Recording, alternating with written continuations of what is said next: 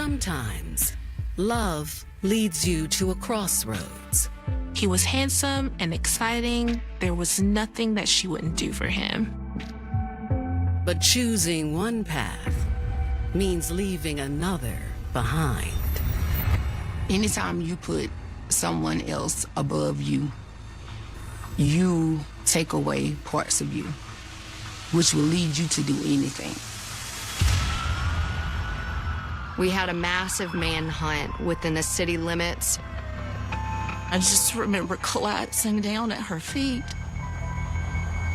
and saying, what?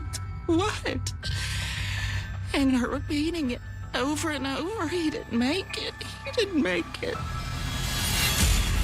Once you head down a dark road, there's no turning back. She was never going to give him up, and that was clear. This was just a young lady who got involved with the wrong guy.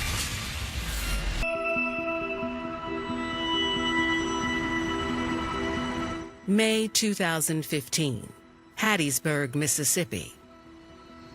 A hidden southern gem, Hattiesburg is known as the Hub City. It's an hour and a half from Jackson, Mississippi, which is the capital. It's an hour and a half from Mobile, Alabama, New Orleans, the Gulf Coast, where there's casinos. It's smack dab in the middle of everything.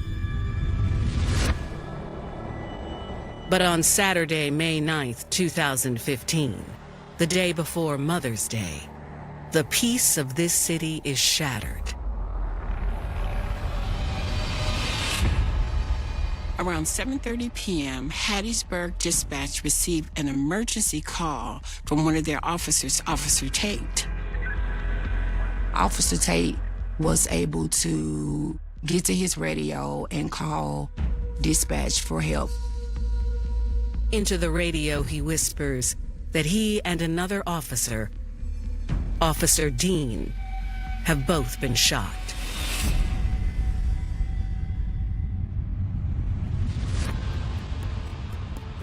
Officers Benjamin Dean and LaCorey Tate were both raised in Mississippi by loving families.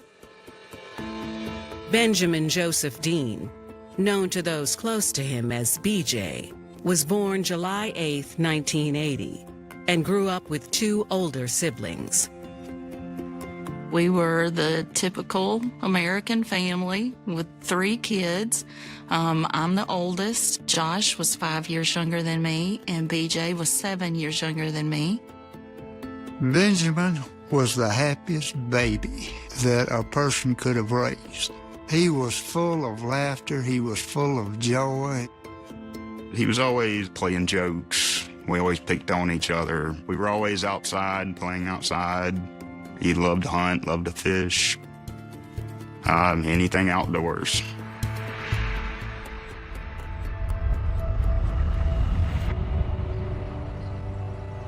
Family and loyalty were extremely important to BJ, who met his wife in grade school and stayed committed to her from the start. Can't remember a time where they were ever apart at all, even back to school.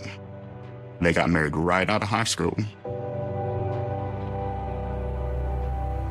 BJ and Robin soon started the family they'd always dreamed of and settled in Hattiesburg.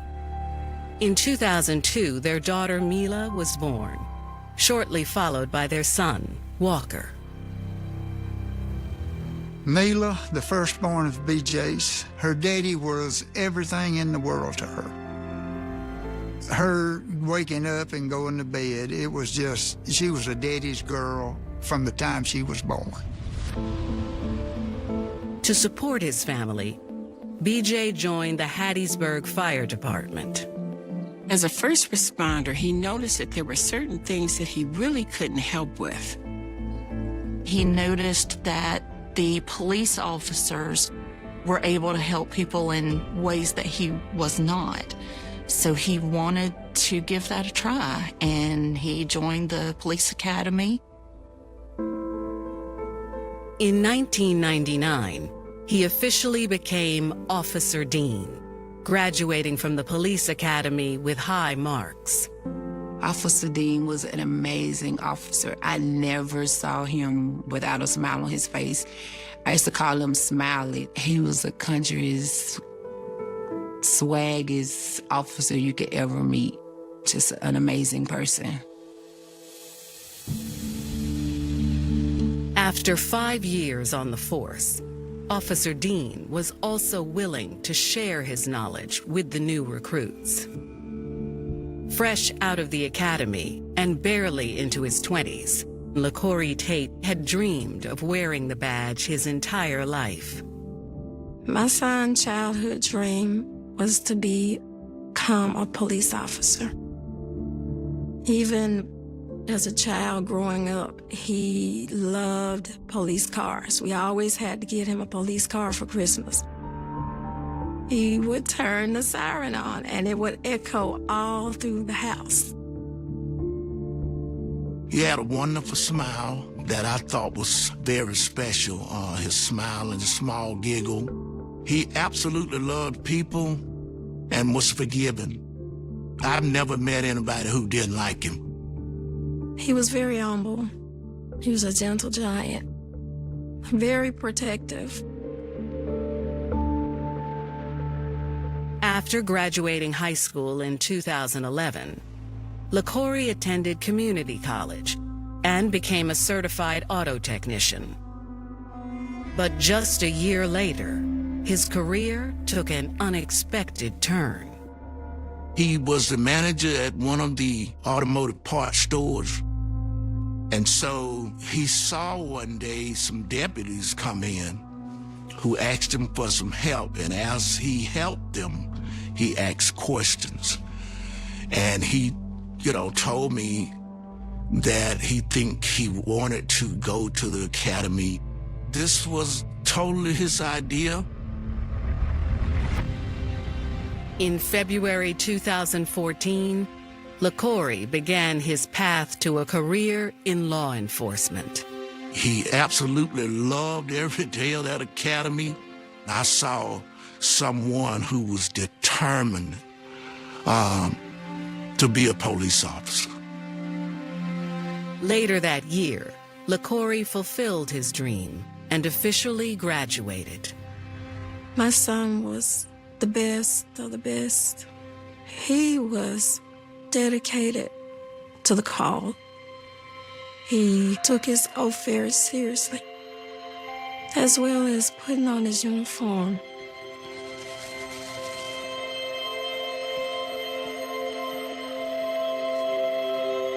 Every morning, he took pride in putting it on. He knew he had a mission, and he lived up to it.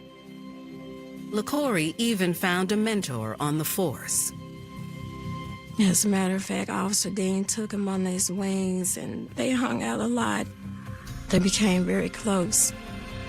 I often told him when he would go out there, don't forget to pray and take God with you on your job, You have that foundation and, use it. He would always remind us, be aware of your surroundings. Watch the stuff you do. Be careful. And we would tell him the same thing. Be careful. Be aware of your surroundings. But now, 25-year-old Officer LaCorey Tate and 36-year-old Officer Benjamin Dean have both been shot. Their fellow officers, along with paramedics, raced to the scene. Obviously, that is not a call that you want to receive. All boots were on the ground in the city of Hattiesburg. It was an overwhelming response from local law enforcement.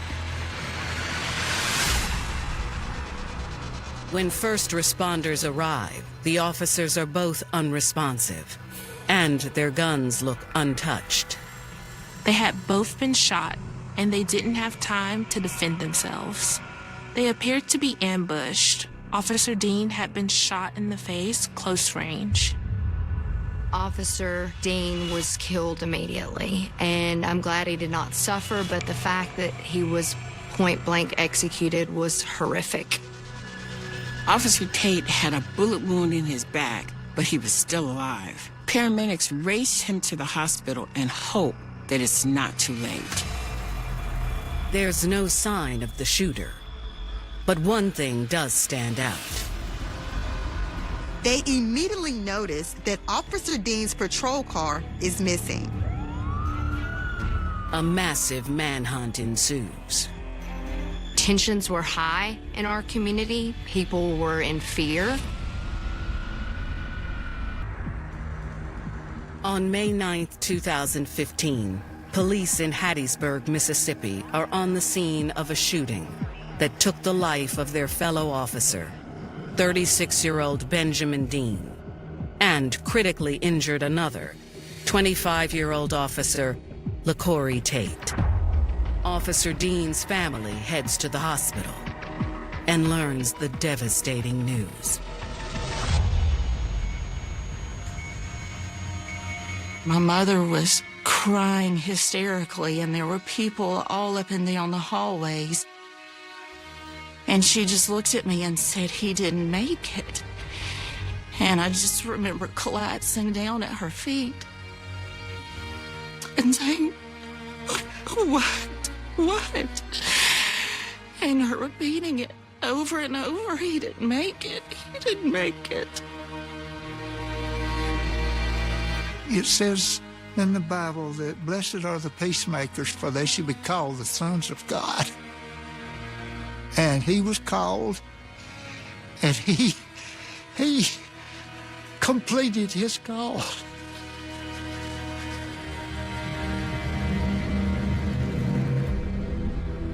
With a killer on the run in Officer Dean's patrol car, it's all hands on deck to track them down. We had law enforcement from all different agencies that came in to assist us. We had state and federal and local agencies.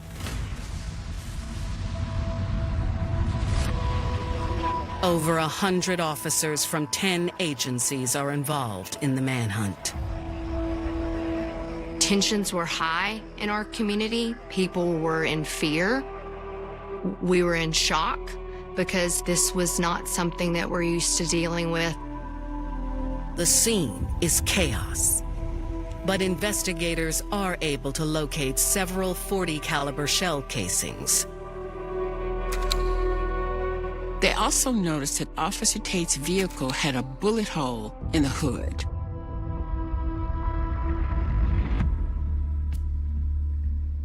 At the station, law enforcement go over all radio communication from the two officers. Officer Dean that night conducted a traffic stop. He noticed that there was a vehicle that committed a traffic violation. The radio traffic, the investigators learned that approximately at 7:30 p.m., Officer Dean saw a blue car on 4th Street, signaled to turn, but he noticed that it kept straight. After pulling over the vehicle, Dean logged the license plate and then approached the car to speak with the driver. He asked for, name, information, driver's license, registration, insurance, typical information that one would ask on a traffic stop. The driver told him she was on her way to work, and she gave him a couple generic IDs. But he went back to dispatch to run that information. The driver of that vehicle was Joni Calloway. Her license was no longer valid, and he was going to go back and do a further investigation in this case. He then noticed the passenger in the vehicle moving around, and this made him uncomfortable. He called for backup. Officer Tate then responded. That's the last communication from either of them, until moments later, when Officer Tate called in that they both had been shot. Investigators run the plates of the vehicle that Officer Dean logged. and discover the car is registered to the same person, 22-year-old Joni Calloway.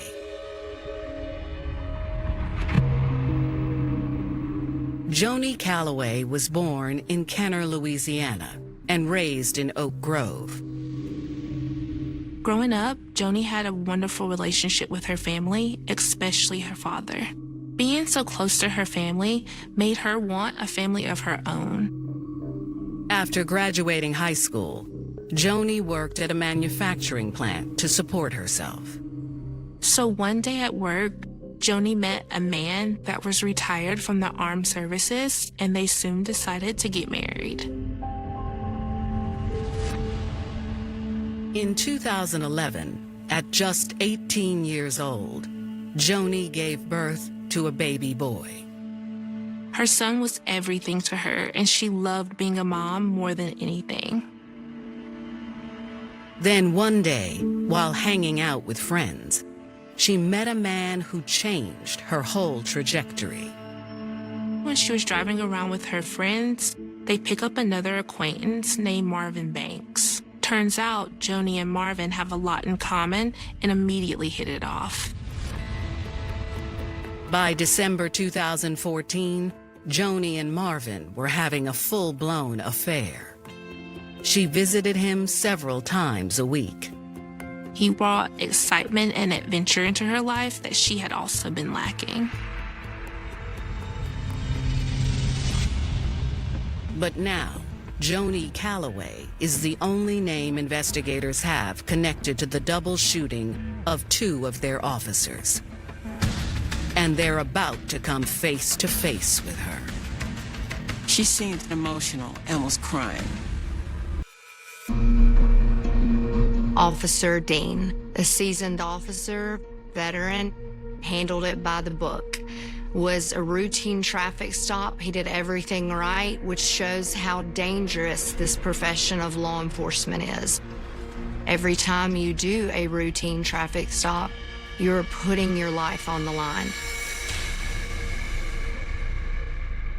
May 9th, 2015, Hattiesburg, Mississippi. It's been just an hour since Hattiesburg police officer Benjamin Dean was murdered and Officer LaCorey Tate seriously wounded. Officer Dean attempted to make a traffic stop. It was a routine traffic stop that went horribly wrong, and the 2 were shot. Law enforcement has identified the driver as 22-year-old Joni Calloway. While multiple patrol units scour the area in search of the shooter, police get another lead. Another 911 call was received from a woman named Natalie Puck. Natalie was actually attending a festival that was not far from the scene of the crime. Natalie tells 911 that a woman had just come up to her and that the woman seemed jittery and very nervous. She told Natalie that she gave someone a ride and he just suddenly shot a couple of police officers. She alleges that she had no idea that he was going to do that. She seemed emotional and was crying. And Natalie listens to her tell this elaborate story. So Natalie is really the person who talks to 911. Natalie told her that she was going to have to call police, and the woman replied yes, and an ambulance. Law enforcement quickly head to the location and identify the woman as Joni Calloway. They also find her car abandoned in a nearby parking lot. So Joni Calloway was actually transported back to the Hattiesburg Police Department where we prepared to interview her.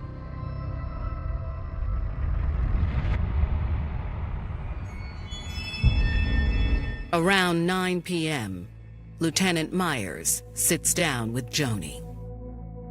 I just wanted to feel of who she was. Who was Joni Calloway? You know, was she someone that was an innocent bystander? Was she someone just dragged into this? Or was she actively involved in this case? My initial interaction with Miss Calloway was that she was withholding some information. She knew a lot more than what she was saying. When asked about who shot the officers, Joni claims she doesn't know. This guy's in your car, and he committed this murder while he was in your car. How do you not know him? She adamantly denied knowing who this person was. And she started out saying that he was someone that she just saw at the gas station. He asked for a ride. Then she admitted to knowing him. She told officers that she just knew him because she used to buy drugs off of him, marijuana, and that he just asked for a ride. He said, "Hey, will you give me a ride to the convenience store nearby on Main Street?" And so she said, "Sure."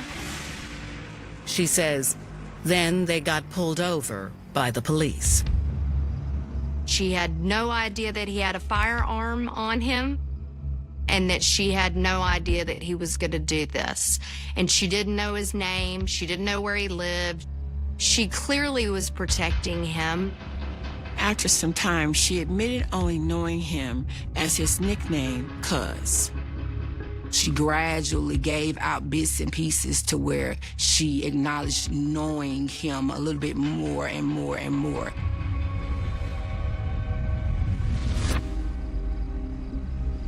Then, investigators get bad news from the hospital. Officer Tate succumbed to his gunshot wound at the hospital. They kicked everything up into a high gear. So, yeah, we're not playing any games now.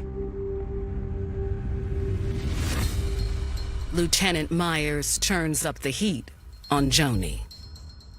Miss Calloway had her 4-year-old child.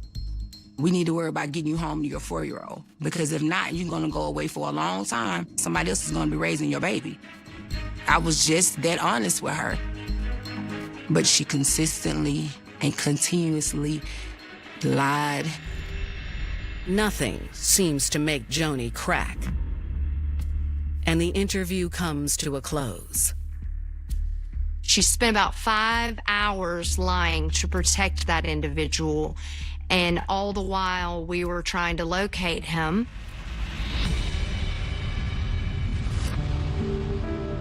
Meanwhile, Officer Tate's family and the entire department mourn the loss of the young recruit.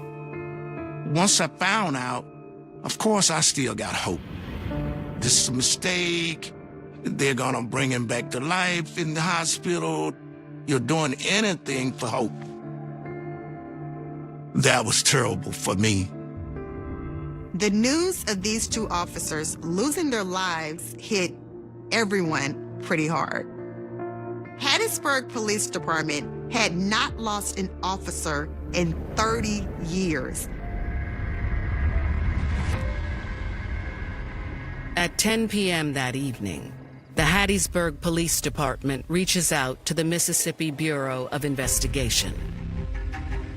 The Mississippi Bureau of Investigations came in and it took over the investigation for us. Meanwhile, officers scouring the area make a discovery that will supercharge the investigation.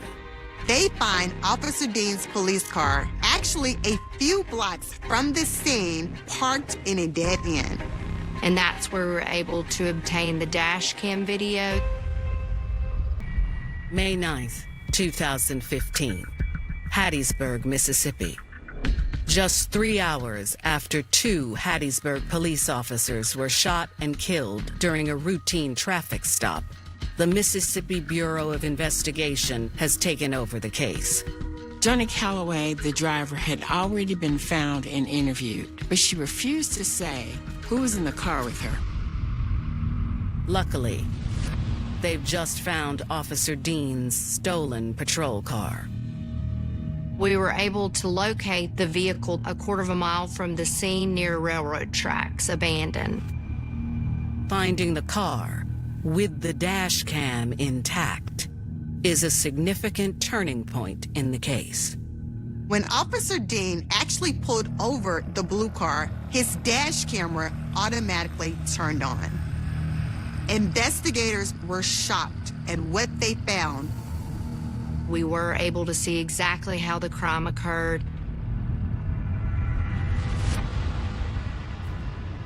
They see Officer Dean exit the vehicle and walk to the driver's side of the blue car and speak with Joni. They see a passenger in the car. Then, Officer Dean returns to his patrol car to check the identification that Joni gave him. In the video, investigators can see that both the female and male passenger were moving around quite a bit. Calloway's front passenger was putting something under his seats. This is what made Officer Dean call for assistance. The footage shows Officer Tate arrive on the scene a few minutes later. The two men approach Joni's vehicle together. Officer Dean asks her to step out of the vehicle. He talks to her. Officer Tate goes to the passenger side of the vehicle. He goes around to the other side and asks the front passenger to step outside of the vehicle. He eventually steps outside of the car with his hands up, while Officer Tate asks him routine questions. But then, the man pivots back to the car and grabs something from the seat. The next thing investigators see on the footage is disturbing. He shot Officer Dean in the face. Officer Dean was point-blank executed at the scene. So it was horrific that law enforcement had to watch one of their very own be murdered in such a gruesome way. Joni Calloway was standing outside of the vehicle when the shots were fired. She then gets back in her car, puts the car in drive, but holds the parking brake, applies the parking brake. For several seconds, yells, "Marvin, get in the car." So she waited for him. The perpetrator did not get back in the car because there was another officer still on scene, and that was Officer LaCorey Tate. And you hear shots fired. Joni then drives into the direction of downtown Hattiesburg.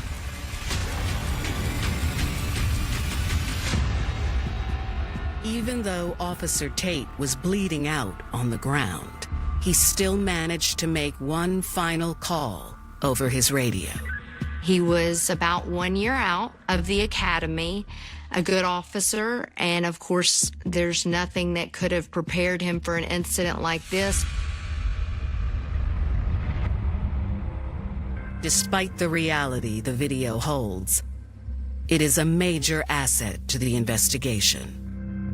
Not only do police have footage of the murder, they also potentially have the shooter's name, straight from the mouth of Joni Calloway. She says his name. She was screaming for him to get in the car so she could help drive him away after committing this murder. She said his name, Marvin. On the morning of May 10th, the Mississippi Bureau of Investigations takes another crack at interviewing Joni Calloway. We need a name, right? It's high alert in the city of Hattiesburg because this guy's armed and dangerous and he will stop at nothing. But Joni insists that she only knows him as Cuz.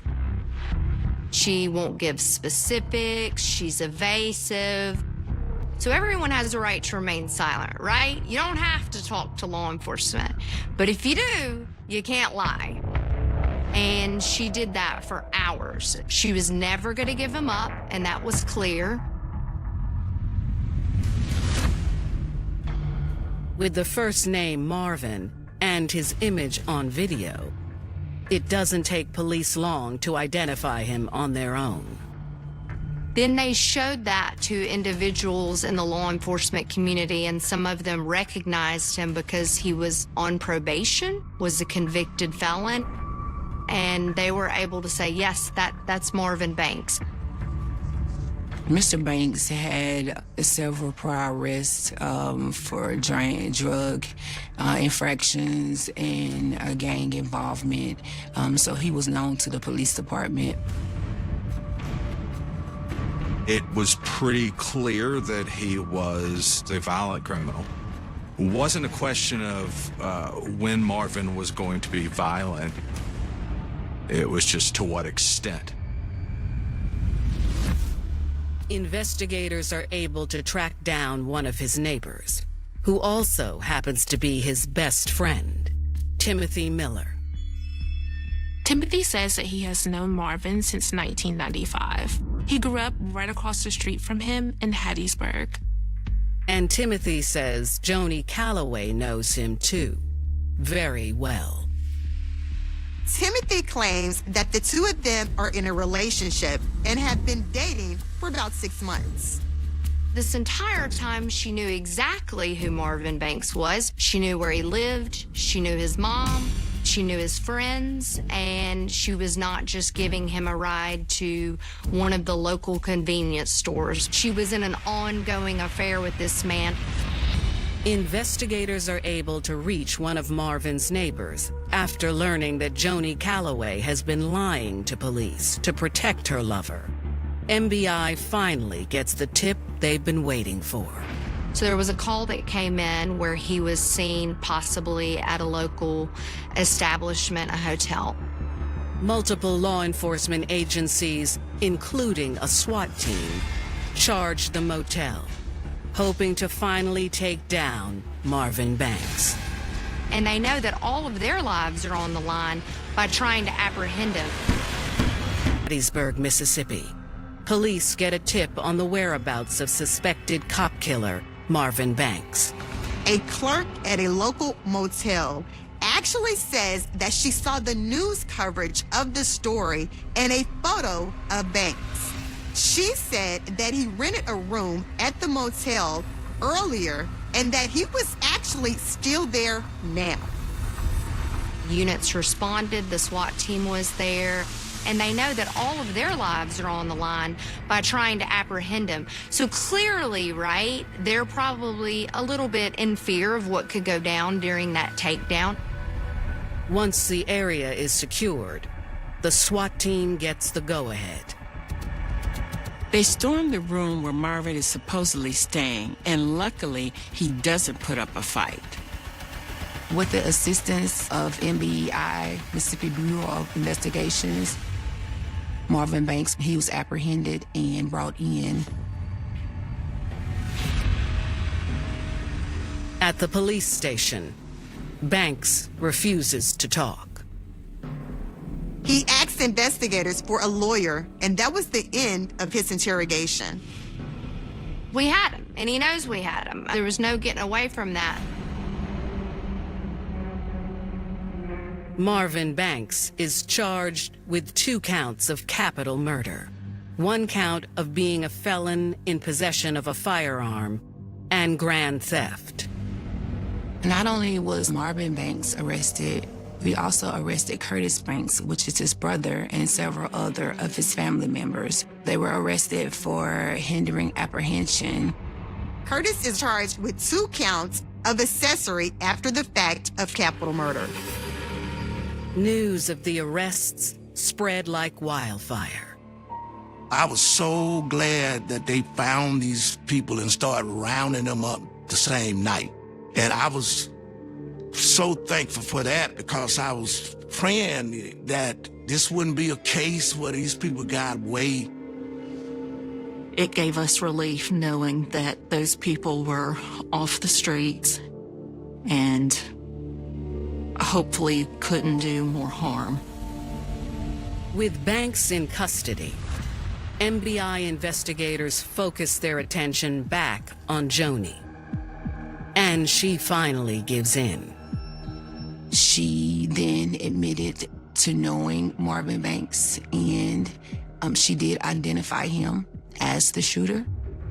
She said that she was seeing him and that his name was not Cuz, and she didn't just give him a ride. She had been with him all day.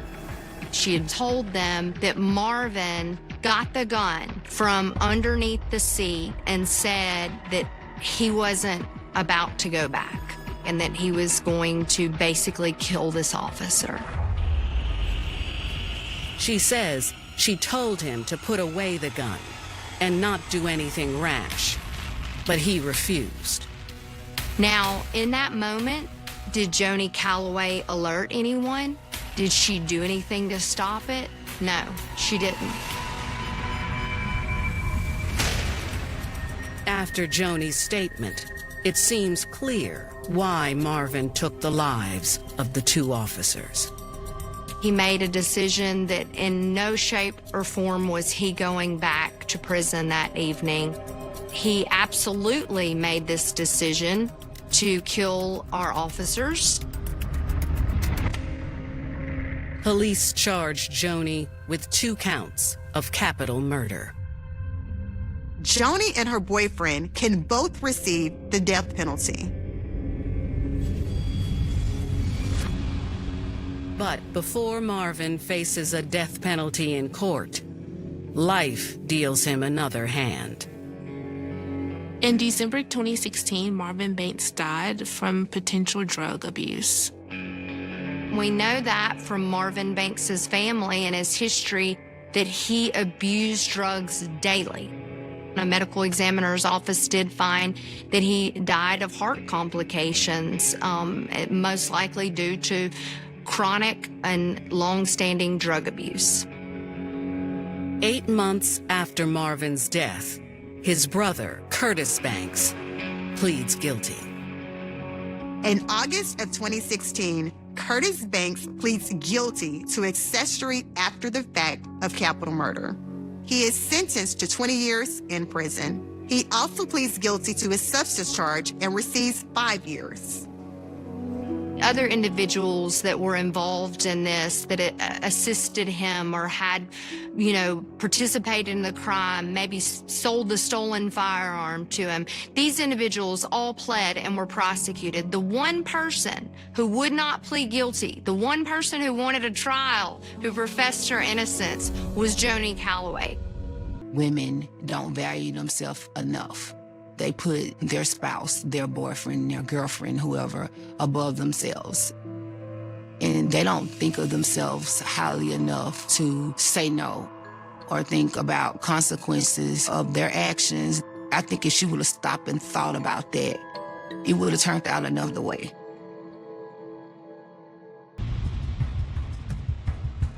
Spring 2017, Hattiesburg, Mississippi. After Marvin Banks died in prison before he could stand trial for the murders of 2 remarkable police officers, everyone who aided him pleads guilty to their charges, except one, Joni Calloway. Joni refused to admit any guilt and kept professing her innocence. In May 2017, after a change of venue, 24-year-old Joni Calloway goes to trial in Oxford, Mississippi. Joni's charges are downgraded to attempted accessory after the fact of capital murder and hindering prosecution in the first degree. From a prosecution standpoint, in our hearts, a lot of us feel like Joni Calloway should have been charged with capital murder. But here's the thing. You can't charge someone unless you have evidence. That evidence has to support a verdict beyond every reasonable doubt. Prosecutors lay out their case against Joni. They show the jury the dash cam video of her trying to help Marvin escape after shooting Officer Dean and Officer Tate. Joni, wanting to protect her boyfriend, was willing to help him as he murdered 2 officers in cold blood. She was definitely a part of this. She saw it go down. She did nothing to stop it. They also show interrogation footage of Joni lying and buying him more time to escape authorities. She absolutely knew who he was. She was engaged in a very long affair with him. Yet, despite the evidence, Joni's defense combats the prosecution and paints her relationship with Marvin in a different light. This was just a young lady who got involved with the wrong guy. They say when Marvin started shooting, Joni did the only thing she could think of. Her actions were intended to try to get him to stop. She had courage to try to get a man with a gun shooting 2 police officers to stop. She tried to interrupt his rampage. Joni's defense says her fear prevented her from speaking up during her interrogation. It seems somewhat short-sighted to charge someone with hindering prosecution about identifying a man who she just saw murder 2 police officers. I think you can explain away a lot of her bad decisions both before the incident and after the incident with fear. I find that hard to believe because she saw what kind of monster he was. She invited him into the car and tried to help him get away. She does everything she can to lie and protect him. Joni chooses not to take the stand in her own defense. And on May 7th, the jury returns with their verdict. And they did not deliberate long. They returned a verdict of guilty on both counts. Joni Calloway was sentenced to 20 years for accessory after the fact of capital murder and 5 years for hindering apprehension. For 2 outstanding officers and incredible people, their sacrifice will never be forgotten. It really affected our city. Every day we put this uniform on, we take a chance of not making it home. These 2 amazing police officers, they showed up for work that day. They showed up for work. They were really about protecting and serving their communities. They should still be here today. It's heartbreaking.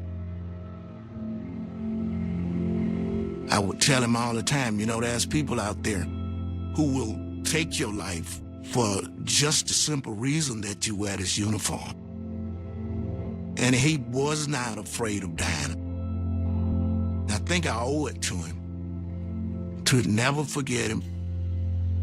I want people to know that my brother was a great man. He was a great friend, a good husband, and a good father.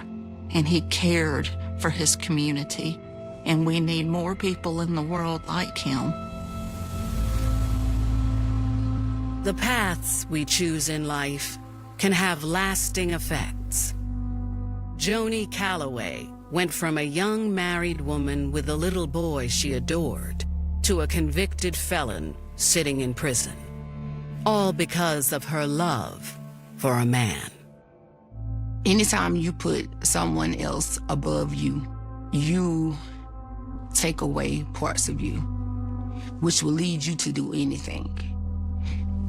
Joni Calloway put the needs of Marvin Banks above her family, her child, and which caused her to disregard. The neon glare of the mid-1980s Florida coast always had a way of bleeding into the dark, a flashing, deceptive paradise of pastel nights and salt-crusted ocean breezes that masked the jagged, rot-hollow underbelly of a rapidly expanding playground for the lost and the predatory.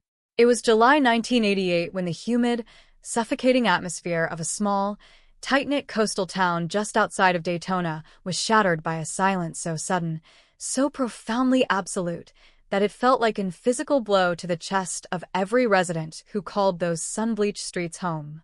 A young woman, vibrant, full of unwritten chapters and sharp, bright laughter, steps out of a brightly lit convenience store into the thick, insect-swarming heat of a midnight parking lot, her car keys jingling in her hand, the static hum of a distant radio echoing off the asphalt, and then, in the blink of an eye, nothing. No screams, no signs of a struggle, no frantic screech of tires tearing into the dark, just a half-empty soda can sweating on the roof of her abandoned vehicle, its driver's side door swung wide open like a mute, terrifying invitation into the abyss.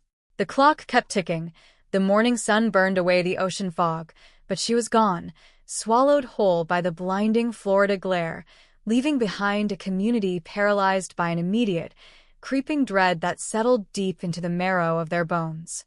You look at the initial police photographs from that morning, the grainy, high-contrast Polaroids of a pristine vehicle sitting under the harsh glare of investigators' spotlights, and the lack of chaos is what turns your blood to ice because it screams of a clinical, terrifyingly precise abduction. The local police department, small, unaccustomed to the calculated malice of a ghost, flooded the perimeter with sirens wailing, dogs barking through the dense palmetto bushes, and dive teams churning up the murky, alligator-infested swamp waters of the nearby bayous, but the landscape refused to yield a single clue. It was a cold case born in the heat of summer, a mystery that instantly transformed neighbors into suspects, turned quiet cul-de-sacs into hunting grounds, and planted a seed of permanent, structural terror in a town that prided itself on unlocked doors and communal trust. Decades would crawl by, generations of detectives would break their minds against the unyielding stone of this file, and the name of the missing girl would become a whispered curse, a ghost story told to children to keep them from wandering too close to the edge of the asphalt after the streetlights flickered to life. They didn't know that the monster wasn't a transient drifting down Interstate 95. They didn't know that the predator was breathing the exact same salt air, walking the exact same supermarket aisles, and watching the grief slowly corrode the town from the inside out, waiting for 36 long years until an unexpected midnight phone call to a crisis hotline would tear the mask off the nightmare and unleash a shockwave that would bring the community to its knees. The initial hours of an investigation are a frantic, chaotic race against a ticking clock that refuses to slow down, but in the summer of 1988, the tools of the trade were analog, slow, and devastatingly limited. Detectives combed the asphalt yard by yard, baggy tagging discarded cigarette butts, soda straws, and receipts that blew across the highway, desperately seeking a genetic calling card or a fingerprint that could give a phantom a physical form. The convenience store clerk, an exhausted teenager whose eyes were bloodshot from a double shift, could only recall a generic silhouette, a nondescript vehicle idling at the edge of the tree line, its headlights extinguished, its engine a low, rhythmic throb that vibrated through the floorboards of the shop. Every lead was a dead end that dissolved into thin air the moment investigators applied the pressure of scrutiny. The estranged boyfriend had an airtight alibi verified by a dozen witnesses. The local drifters were rounded up and interrogated until their stories fractured, yet the central void remained unfilled. The community shifted from shock to a defensive, aggressive paranoia as the realization set in that a highly organized, meticulous killer was walking among them, someone who knew the blind spots of the surveillance cameras, someone who understood the patrol routes of the county deputies, and someone who possessed the terrifying patience required to wait for the perfect, split-second window of vulnerability. Lock mechanisms were upgraded overnight, curfew sirens echoed across the beaches, and the once vibrant nightlife of the coastal strip withered away into a stark landscape of boarded windows and empty boardwalks. The case file grew heavy, thick with typed transcripts of anonymous tips that led to abandoned motels, swampy clearings, and backyard excavations that yielded nothing but old bones and shattered glass, until the sheer volume of data became a monument to human failure. Inside the precinct, the whiteboard dedicated to the 1988 disappearance became a permanent fixture, a stark, black marker accusation that stared down every shifting roster of officers, a reminder of a life stolen and a predator who had successfully outrun the law. The years began to bleed together. The case files were moved from active desks to the cold, fluorescent-lit basement archives where forgotten tragedies go to gather dust, and the initial, fiery outrage of the town settled into a dull, chronic ache of collective trauma. The family of the victim became living monuments to an unresolved execution, their home a shrine of frozen time where her bedroom remained exactly as it was on that July night, the posters fading on the walls, the dust settling over high school yearbooks, an agonizing preservation of a future that was violently hijacked. The mother's voice, whenever she spoke to local reporters on the anniversary of the disappearance, didn't carry the raw hysterics of early grief. It was a cold, hollowed-out rasp, the sound of a person who had spent thousands of nights staring into the dark, projecting her mind into that convenience store parking lot, begging the walls to speak, begging the asphalt to surrender its secret. The father spent his weekends driving the back roads of the county, searching the drainage ditches, the remote logging trails, and the dense, snake-ridden brush of the Everglades, driven by a primal, heartbreaking necessity to find even a fragment of clothing, a shoe, anything that could allow him to bury his daughter with a shred of human dignity. This was a grief without an ending, a psychological torture device designed to slowly grind a family into dust because without a body, without a crime scene, without a name, the mind invents 1,000 different deaths, each one more horrifying than the last. Neighbors slowly stopped bringing casseroles. Friends began to avert their eyes when passing the family on the street, unable to confront the radioactive intensity of their unceasing misery, isolating the survivors in a private hell of absolute uncertainty. Meanwhile, the town grew.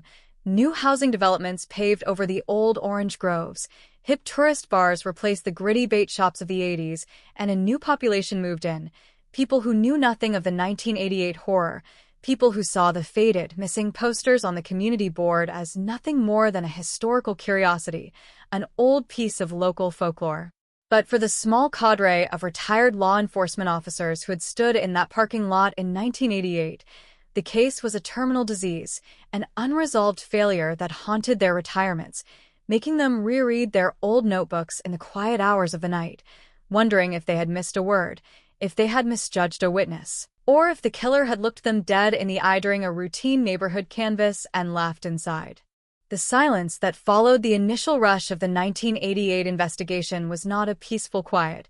It was a heavy, suffocating weight that settled over the entire county, a thick fog of unresolved terror that refused to lift even as the years began their long, agonizing crawl into the next decade. By the early 1990s, the analog world that had allowed the predator to vanish was beginning to undergo its first primitive digital shifts, but for the detectives left holding the fading folders of the July disappearance, the technological revolution felt a million miles away. They were still working with physical index cards, with carbon copy witness statements that were growing increasingly brittle, and with a collection of evidence that sat in cardboard boxes, frozen in a state of forensic purgatory. Every time a new body was pulled from the canals of South Florida, or a skeleton was unearthed by construction crews clearing land for the expanding suburbs of Orlando, a chill would run through the Daytona precinct, a collective freezing of breath as investigators waited for the dental records to be cross-referenced, hoping for an answer, but dreading the finality of a corpse. But time after time, the results came back negative. The teeth didn't match, the clothing didn't align, and the missing girl from the convenience store parking lot remained a phantom, an equation with no solution, a ghost who seemed to have been evaporated by the very humidity of the state.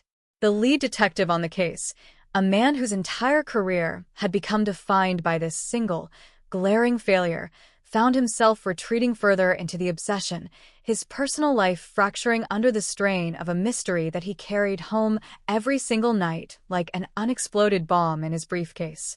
He would sit on his porch in the dark, watching the headlights of cars passing on the highway, wondering how many times the killer had driven past his own house, how many times that calculated, monstrous mind had relished the fact that the entire weight of the law was completely helpless against his silence. The geography of the town itself began to betray the memory of the crime, as the old, weathered convenience store was bought out, its fading neon sign torn down and replaced by a corporate gas station chain with bright, clinical LED lights and high-definition surveillance cameras that monitored every square inch of the concrete. To the new generation of teenagers buying sodas at midnight, the parking lot was just a brightly lit pit stop on the way to the beach.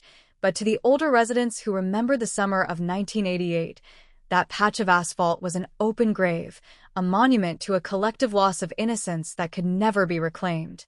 The local newspaper, which had once splashed the victim's face across the front page with bold, screaming headlines demanding justice, gradually relegated the case to the inside pages, then to small anniversary blurbs, until finally it disappeared from print altogether, buried under the relentless tide of new crimes, shifting politics, and the fast-paced noise of the emerging internet age. But the absence of public noise didn't mean the memory had died. It had simply gone underground, mutating into a deeper, more insidious form of trauma that manifested in the way parents watched their daughters walk to the mailbox, the way women locked their car doors the very instant they slid into the driver's seat, and the way the entire town looked at outsiders with a sharp, immediate suspicion. The killer had achieved something far more devastating than a single murder. He had altered the behavioral script of an entire community, infecting their daily routines with a permanent, low-level static of fear that whispered that the monster was still out there, still hungry, and still entirely untouched by the hands of justice. As the calendar flipped into the year 2000, a new squad of cold case detectives was formed within the sheriff's office, a group of young, ambitious investigators who had grown up in the shadow of the 1988 case and were determined to use modern methods to break the stalemate that had broken their predecessors. They pulled the massive, dust-coated boxes from the evidence vault, laying out the original crime scene photos on large, polished conference tables under the glare of modern fluorescent lights, trying to find the one detail that had been overlooked in the frantic chaos of the initial search. They looked at the half-empty soda can that had been found on the roof of the car, wondering if the primitive fingerprinting techniques of the late 80s had missed a partial latent print hidden within the condensation rings, and they sent the preserved metal can to a specialized state laboratory for advanced chemical processing. They tracked down the original witnesses, men and women who were now in their 40s and 50s, their memories softened by time. Their lives moved on to different states and different realities, trying to re-interview them in the hope that the passage of decades had loosened their tongues or cleared their consciences. But the passage of time had done the opposite. It had erased the sharp edges of recollection, turning what once might have been a crucial observation into a blurred, uncertain memory of a dark car or a generic figure in the night. The state laboratory returned the soda can weeks later with a clinical, crushing report. The biological material had degraded too significantly over 12 years in storage. The latent prints were a chaotic smudge of overlapping textures, and there was no clean DNA profile to be extracted, leaving the new squad exactly where the old one had left off, staring at a wall of absolute nothingness. The psychological toll on the cold case squad was immediate and profound, as the initial enthusiasm of their youth was systematically ground down by the unyielding, silent resistance of the file, a realization that some crimes are so perfectly executed or so devastatingly lucky that they defy the march of scientific progress. They began to realize that the killer hadn't just left no evidence. He had left no narrative, no psychological footprint that could be analyzed by the behavioral profile units at the FBI, who could only offer generic assessments of an organized offender with high situational awareness and a probable history of local residency. The lack of an established criminal profile meant the suspect list remained an overwhelming, chaotic sea of thousands of names. Every man who had bought gas within a 10-mile radius that night, every individual with a record for minor traffic violations or disorderly conduct, every face that had looked slightly too long at the police barricades during the initial search. The investigators were forced to acknowledge the terrifying possibility that the killer was not a career criminal with a lengthy rap sheet that would eventually trigger an alarm in a database, but an ordinary citizen, a man with a steady job, a family, and a clean record, an individual whose monstrous impulse had flared up for a single, perfect hour in July 1988 and had then been locked away behind a mask of flawless suburban conformity.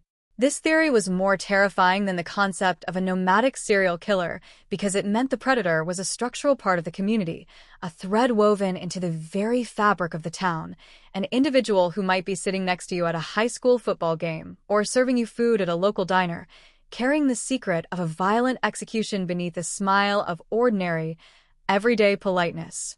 By the time the 20th anniversary of the disappearance arrived in 2008, the case had achieved a mythical status within the Florida law enforcement community, a legendary roadblock that was used in academy training sessions as a classic example of a total investigative vacuum, a case where the dark had simply won.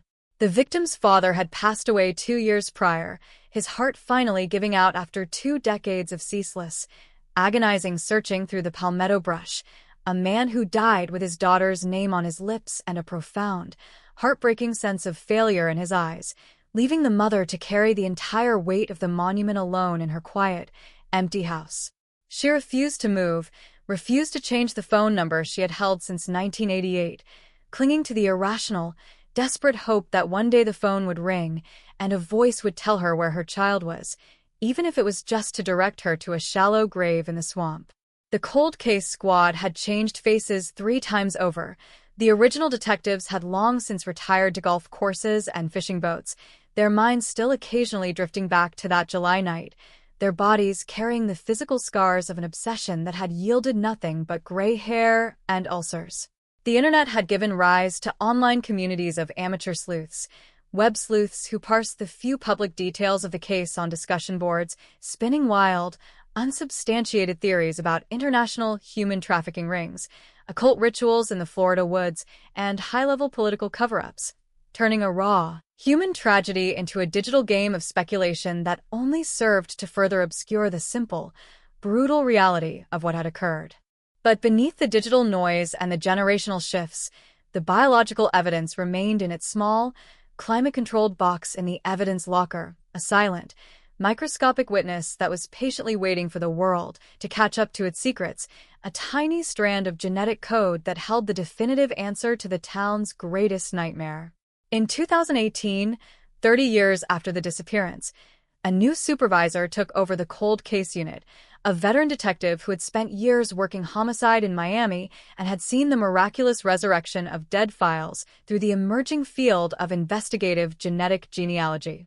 He looked at the 1988 file not as a narrative or a mystery to be solved through witness interviews, but as a biological problem that required a technological solution, a puzzle that could be mapped through the massive, commercial DNA databases that millions of ordinary citizens were using to trace their family lineages.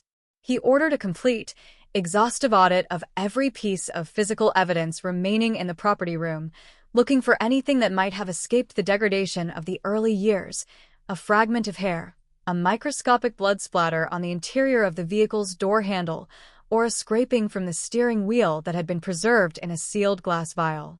The audit took months, a meticulous, agonizing process of searching through thousands of old boxes until they found a single, forgotten slide in the medical examiner's archive, a slide containing a cellular sample taken from the victim's clothing that had been mislabeled during the chaotic rush of the initial 1988 autopsy. The discovery of the slide was a shot of pure adrenaline into the veins of a dying investigation, a spark of lightning that lit up the dark corridors of the precinct and brought the cold case squad back to life with an intensity that hadn't been felt since the summer of 1988. The sample was carefully packed into a secure, temperature-regulated container and shipped under a strict chain of custody to a specialized private genomics lab in Texas, a facility known for its ability to extract viable DNA profiles from the most degraded, ancient human remains on Earth. For 6 months, the detectives waited in a state of agonizing suspension, their phones never far from their hands, their emails checked every 10 minutes, knowing that this was the absolute final shot, the ultimate roll of the dice for a case that had resisted every other human effort for over 3 decades. If the lab came back with nothing, if the sample was too contaminated or too decayed by the passage of 30 years, the file would be closed permanently, consigned to the status of an eternal mystery, an unhealed scar that the town would simply have to carry forever into the dark. The tension within the unit was a physical pressure, a tightening in the chests of men and women who knew they were standing on the absolute knife edge between a miraculous breakthrough and a definitive, crushing defeat, while outside the precinct walls, the sun-drenched streets of the Florida coast continued their noisy, indifferent hustle, entirely unaware that the ghost of 1988 was currently being decoded in a sterile laboratory 1,000 miles away. The 6 months of waiting for the results from the specialized lab in Texas felt less like a passage of time and more like a slow, psychological execution for the detectives of the Cold Case Unit. The daily routine of the precinct continued around them. Relentless drumbeat of domestic disputes, traffic accidents, and modern narcotics arrests. But for the select few who held the key to the vault, the universe had shrunk to the size of a digital progress bar. Every morning, the supervisor would log into the secure server, his eyes straining against the blue light of the monitor, searching for the encryption notification that would signal the completion of the genomic sequencing. The files from 1988 were no longer just paper. They had been digitized, transformed into a massive matrix of probabilities that sat in the cloud, waiting for the matching algorithms to connect a string of biological markers to a living, breathing human being. The tension was an unspoken language between the investigators, a collective holding of breath that manifested in shorter tempers, longer smoke breaks, and a hyperfixation on the weather reports, as if a sudden storm over the Gulf could somehow disrupt the delicate electronic telemetry connecting Florida to the laboratory in Houston. When the notification finally arrived on a rainy Tuesday morning in November, it didn't come with a dramatic alarm or a sudden burst of cinematic music. It was a simple, clinical email containing a link to a secure portal and a multi-page PDF document that bore the logo of the genomics firm. The supervisor didn't call a meeting. He closed his office door, locked it from the inside, and sat down in the absolute silence of a space, his mouse hovering over the download button for a full 2 minutes before he found the nerve to click. The document was an ancestral breakdown, a complex genetic roadmap that did not provide a direct name, but instead laid out a massive, sprawling family tree that stretched back to the mid-19th century in rural Georgia and Alabama. The lab had successfully extracted a pristine, undegraded DNA profile from the forgotten slide, and that profile had matched several individuals who had uploaded their genetic information to public genealogy platforms, individuals who were third and fourth cousins to an unknown donor. This was the start of the digital dragnet, the beginning of a process that would require the detectives to become genetic historians, mapping the births, marriages, deaths, and migrations of hundreds of ordinary people to find the one branch that had settled on the Florida coast in the late 1980s. The investigative genealogy phase was a silent, exhausting siege that took place entirely behind closed doors, a process that felt more like a monastic study than a traditional police manhunt. 2 analysts from the state's behavioral and forensic unit were brought in, their desks covered in dual monitor setups that displayed census records, military draft cards, obituaries, and social media profiles, all linked together by a chaotic web of digital red string. They were looking for a specific intersection of time, geography, and biology, a male descendant within that massive genetic tree who was between the ages of 20 and 40 in July 1988, who had access to a vehicle, and who was physically present in the Daytona Beach area when the convenience store parking lot became a crime scene. For weeks, the analysts hacked away at the branches of the family tree, eliminating entire lineages because they had remained in the Midwest, or because the sons had been deployed overseas in the military, or because they were locked in state penitentiaries at the time of the abduction.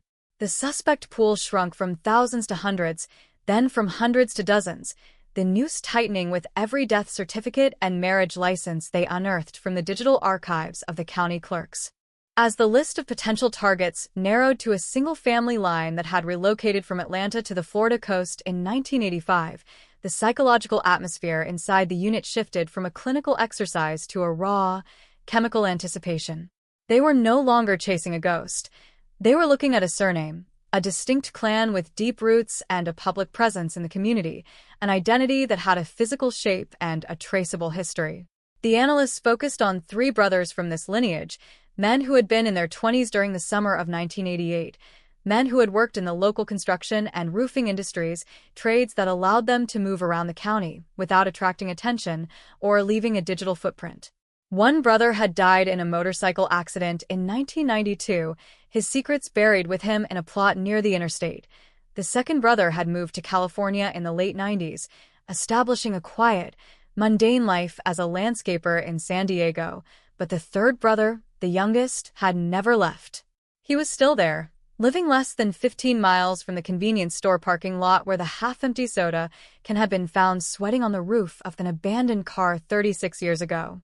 The target had a name now, an address, a phone number, and a face that could be pulled from the modern databases of the Department of Motor Vehicles, a face that had aged, grayed, and wrinkled, but still possessed the sharp, deep-set eyes that had been described by the exhausted convenience store clerk in the frantic dawn hours of July 1988. The detectives began a covert intelligence operation, mapping his daily routine, his financial records, his social circles, and his physical movements with a level of surveillance that was surgical in its precision.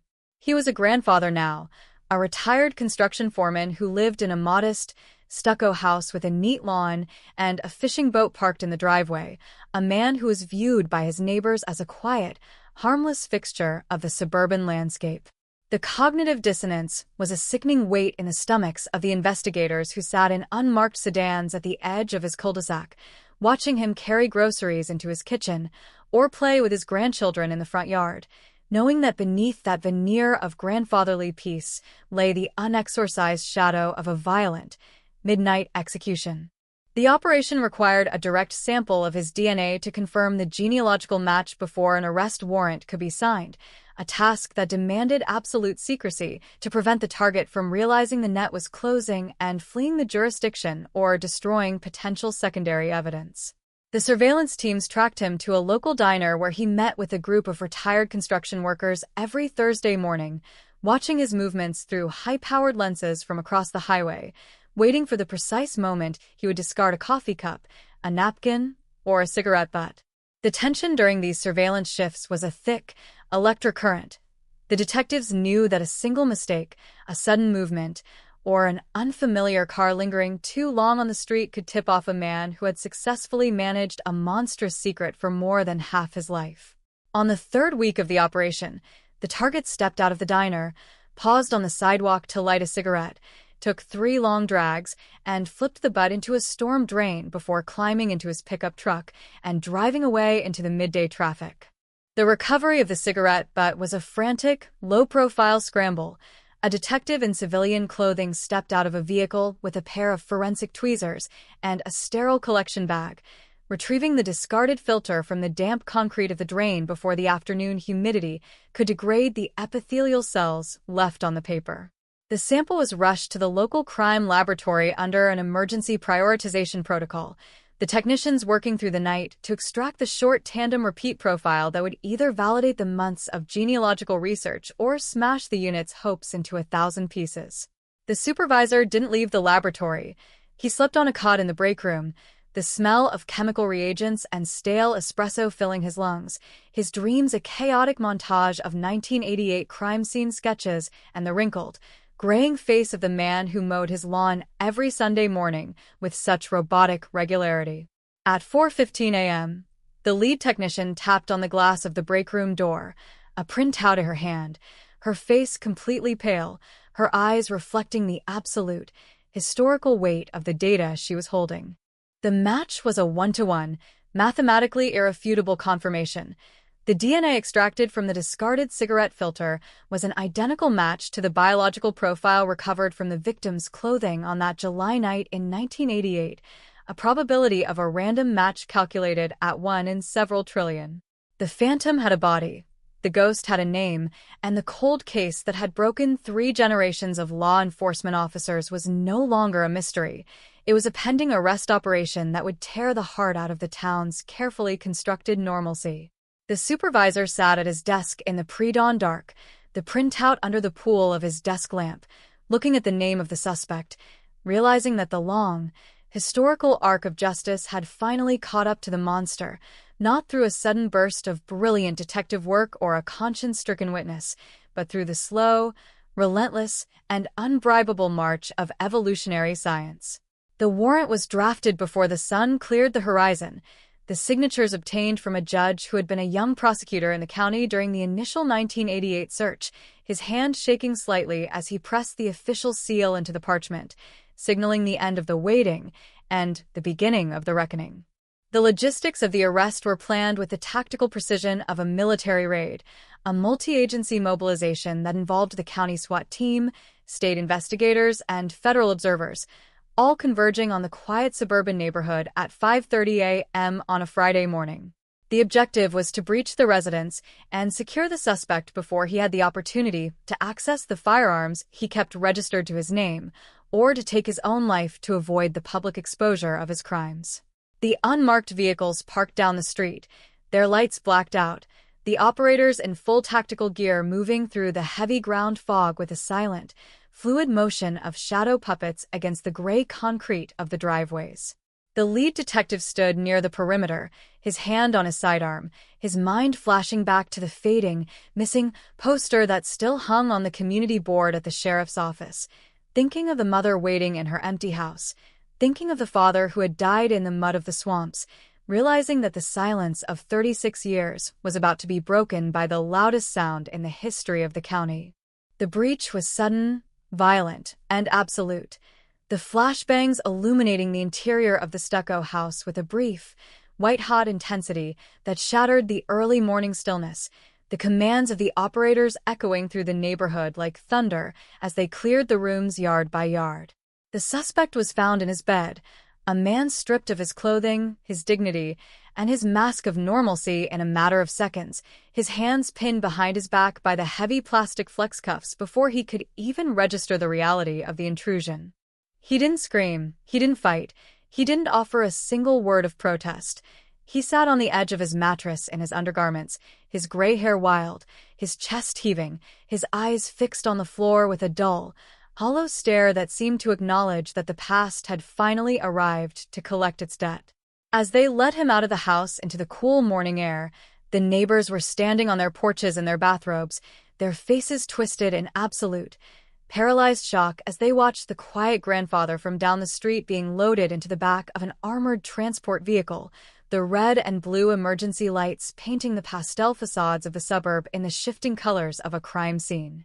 The transport vehicle tore through the streets toward the county jail, its tires screaming against the asphalt, the radio static a constant hum in the cabin as the team radioed in the successful securement of the target, but inside the rear compartment, the suspect remained a monument to a profound, chilling silence. He looked out the reinforced glass window at the passing landscape, at the new shopping complexes, the digital billboards, and the modern highways that had been built over the graves of the old orange groves, his expression completely unreadable, a man who had outlived his era but could no longer outrun his guilt. The lead detective sat across from him, his notebook open, his pen ready, waiting for the first crack in the facade, the first indication that the monster of 1988 was ready to speak, to explain the inexplicable, or to provide the location of the final, missing piece of the puzzle that the town had been searching for since the heat of that long-forgotten summer. The air inside the vehicle was thick, suffocating with the scent of old sweat, ozone, and the invisible, crushing gravity of a historical reckoning that was 36 years in the making. The intake corridor of the county jail was a clinical, fluorescent-lit tunnel of concrete and steel, a subterranean world where the noise of the outside world died a sudden death, replaced by the heavy clanking of automated gates and the sterile smell of industrial disinfectant. The suspect sat on a steel bench, his head hung low, the bright orange jumpsuit hanging loosely over his wrinkled shoulders, looking like a discarded shell of a man rather than a calculated predator who had held a community hostage for 36 years. The booking process was a cold, bureaucratic ritual, the taking of mugshots, the rolling of digital fingerprints, the inventory of his personal belongings, every step a systematic stripping away of the grandfatherly civilian identity he had spent decades constructing on the bones of a dead girl. The lead detective watched him from across the intake desk, his eyes locked on the suspect's hands, those large, weathered construction hands that had once held the keys to the town's deepest nightmare, hands that were now shaking with a low, rhythmic tremor that spoke of a deep, chemical terror. The news of the arrest had already broken out into the digital ether like a burst dam, the headlines screaming across local news sites and social media feeds with a speed that turned the entire county into a frantic, buzzing hive of speculation and disbelief. Florida 1988 Cold Case Solved, Confession Shocks Grieving Town was the title that flashed across television screens. The old, grainy high school graduation photo of the victim placed side by side with a raw, hollow-eyed mugshot of the grandfather from the suburbs. The contrast was a visceral, physical shock to the public system. It forced a generation that had forgotten the horror of that July night to confront the reality that the monster hadn't been a passing shadow, but a permanent fixture of their landscape, a neighbor who had watched their children grow while carrying the memory of an execution. Phone lines at the precinct were jammed with calls from media outlets across the country, from old classmates of the victim who were now grandparents themselves, and from residents of the suspect's neighborhood who were frantically reviewing their own memories, wondering if every wave, every smile, and every borrowed tool over the fence had been a performance designed to keep the dark hidden. Inside the interrogation room, the atmosphere was completely divorced from the media circus outside, a quiet, windowless box where the air was thick with the scent of ozone, stale black coffee, and the heavy, invisible pressure of a lifetime of deception waiting to be broken. The suspect sat at the metal table, his hands cuffed to the center ring, his gaze fixed on the reflection of his own wrinkled face in the one-way glass, a man who looked as though he were staring at a stranger he had spent a lifetime running from. The lead detective and the supervisor entered the room without folders or notebooks, carrying only the weight of their decades of failure and the unshakable certainty of the DNA match that sat on the server in the next room. They didn't start with threats or aggression. They sat down across from him, their movements slow, deliberate, and entirely calm, establishing a professional, clinical intimacy that left no room for the suspect to retreat behind his mask of suburban innocence. The detective laid the printout of the DNA match on the metal table, the numbers and percentages under the harsh fluorescent light looking like an unbribable, mathematical sentence from which there was no appeal, a scientific execution that rendered all his years of silence completely useless. 36 years, Robert, the detective said, his voice a low, steady rumble that filled the small room like a gathering storm. 36 years you mowed that lawn. You went to church, you held your grandkids, and you thought the rain had washed those woods clean, but the science doesn't lie, it doesn't forget, and it doesn't care about your performance. The suspect didn't look up. His eyes remained glued to the printout, his breathing becoming shallow and ragged, the sound of his lungs a dry, paper rasp against the quiet of the room as the reality of his total exposure began to crush the final remnants of his psychological defense. The silence that followed was a physical entity, a stretching, agonizing expanse of time where the ticking of the digital clock on the wall felt like a rhythmic hammer strike against the suspect's sanity, forcing him to choose between a useless, desperate lie and the ultimate, explosive release of the truth. His fingers twitched against the metal ring of the handcuffs, a small, metallic clink that sounded like a gunshot in the quiet room, a sign that the structural integrity of his secret was fracturing from the inside out under the weight of the evidence. He swallowed hard, his throat clicking in the silence, his head slowly rising until his deep-set, gray eyes met those of the detective, eyes that were no longer those of a harmless retired foreman, but the cold, haunted eyes of the man who had stepped out of the shadows of the palmetto bushes in July 1988. I knew this day would come, the suspect whispered, his voice thin, dry, and ancient, the sound of a gate opening after decades of rust and neglect, a voice that carried the heavy, suffocating humidity of that long-forgotten summer night straight into the sterile air of the precinct. Every time the phone rang at midnight, every time a police cruiser slowed down in front of the house, every time I saw a news report about DNA, I felt it in my chest, the feeling that the world was catching up to me, that the ground was getting too soft to keep her buried. The admission was a shockwave that hit the detectives with the force of a physical blow, a sudden, blinding confirmation that the phantom was real, that the confession was coming, and that the long, dark winter of the county's greatest mystery was about to dissolve into a horrifying cascade of truth. The suspect didn't stop. Once the first brick had been removed from the dam, the confession became an uncontrollable, dawn-dap torrent of words, a clinical, terrifyingly detailed reconstruction of a crime that had been preserved in his memory with a pristine, horrific clarity. He spoke of the heat of that July night, the way the mosquitoes swarmed around the neon sign of the convenience store, and the sudden, predatory impulse that had overtaken him when he saw her stand by her car door, a target of pure, random opportunity that had crossed his path at the absolute worst second of her life. He described the abduction not as a monster, but as a technician describing a mechanical process, detailing the way he had stepped behind her, the grip he used to silence her screams, and the absolute, clinical precision with which he had driven her vehicle away into the deep, unmonitored dark of the coastal back roads before the town could even register her absence. The details were a series of hammer blows that turned the air in the interrogation room to ice. He knew the brand of the soda Ken left on the roof. He knew the color of the clothing she had worn, and he knew the specific, broken phrase she had whispered as the car sped toward the abandoned logging trails of the swamp. The investigators sat completely motionless, their breath shallow, their pens untouched, realizing that they were listening to the definitive script of a tragedy that had been written in blood 36 years ago, a script that had remained hidden behind a mask of suburban respectability while a family rotted away from grief.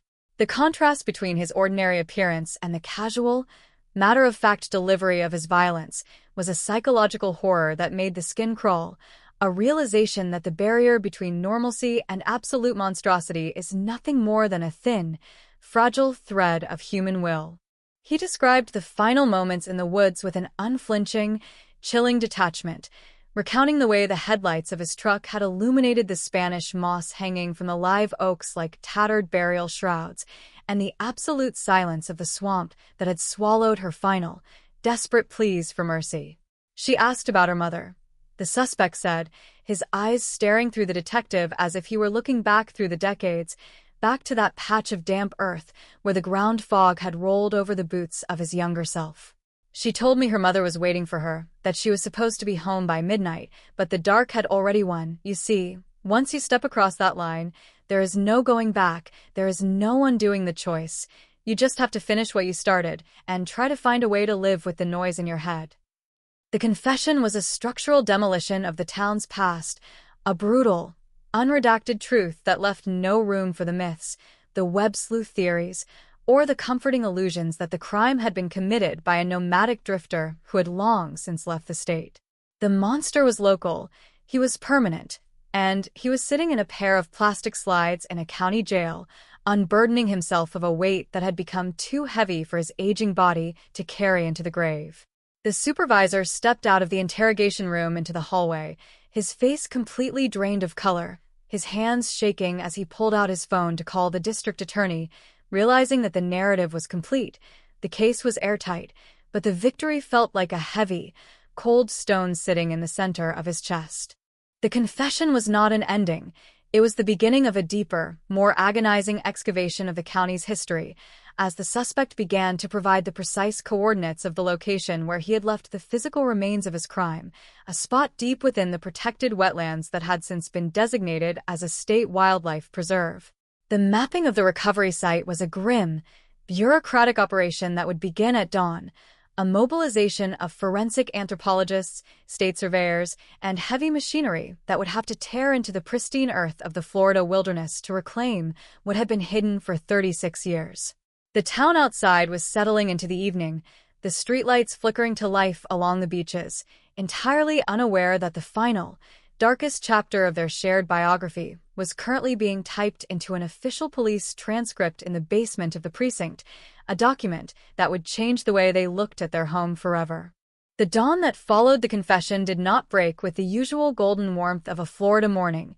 It arrived as a flat, suffocating gray expanse, a heavy wall of moisture that hung over the coastal plains like a shroud, trapping the scent of damp asphalt and ozone against the earth.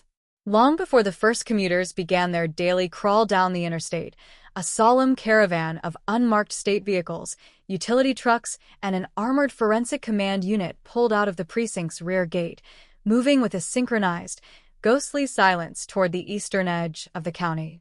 In the center of the convoy sat a transport van carrying the suspect, now a primary guide in his own historical excavation, stripped of his civilian clothes and forced into a high-visibility restraint harness that clinked rhythmically against the steel floorboards with every turn of the wheels.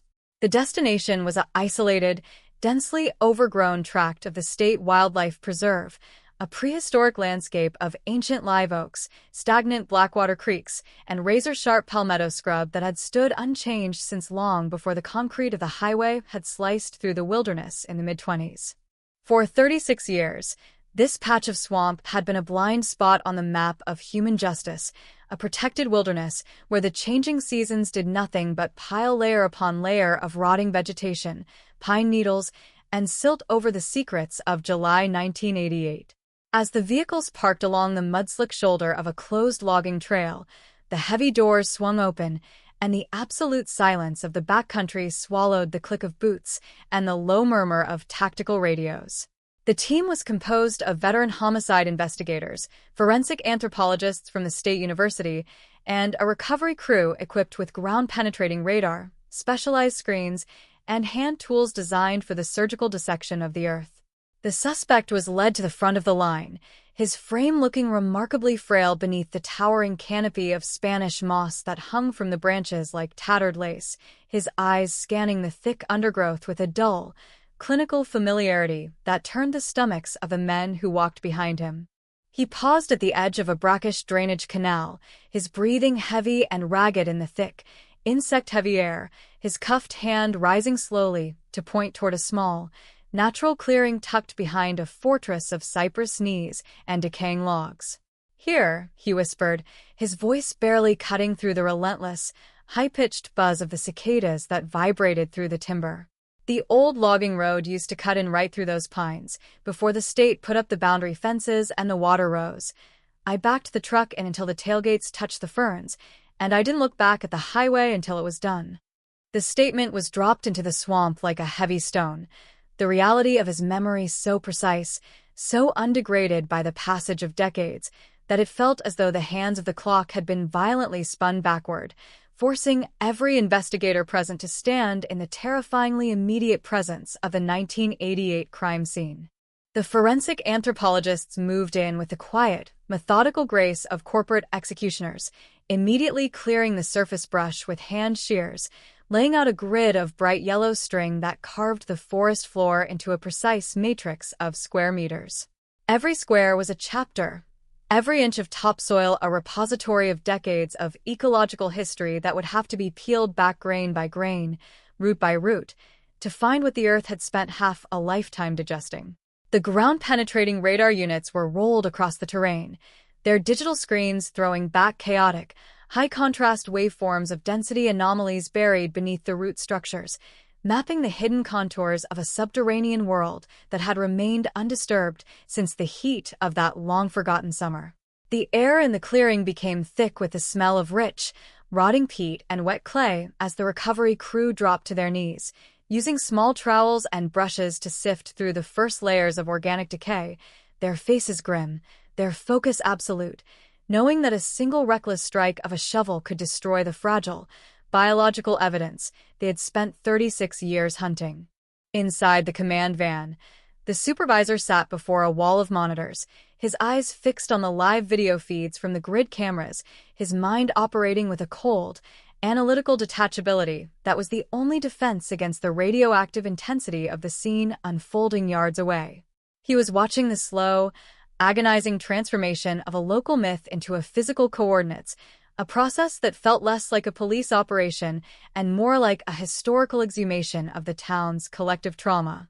On the radio speaker, the low-frequency static of the field teams was a constant, rhythmic hum, interrupted only by the brief, clinical updates from the anthropologists as they documented the recovery of secondary artifacts, buttons that had survived the acidity of the soil, fragments of synthetic fabric that had resisted the decomposition of the bog, and the rusted remnants of metal clasps that matched the inventory of the clothing worn by the victim on the night of her disappearance. The progression through the soil was a journey through time itself, each layer of silt representing years of local rainfall, tropical storms, and the silent, slow-motion crawl of the Florida wilderness reclaiming its territory from the concrete of human expansion.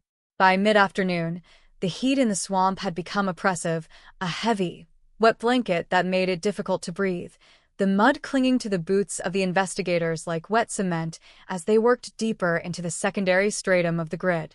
The suspect had been moved back to the secure interior of a transport vehicle, his silhouette visible through the tinted glass, a quiet, motionless spectator to the destruction of his own dark monument, his face completely devoid of expression as he watched the tools of science dismantle the anonymity he had traded his soul to maintain.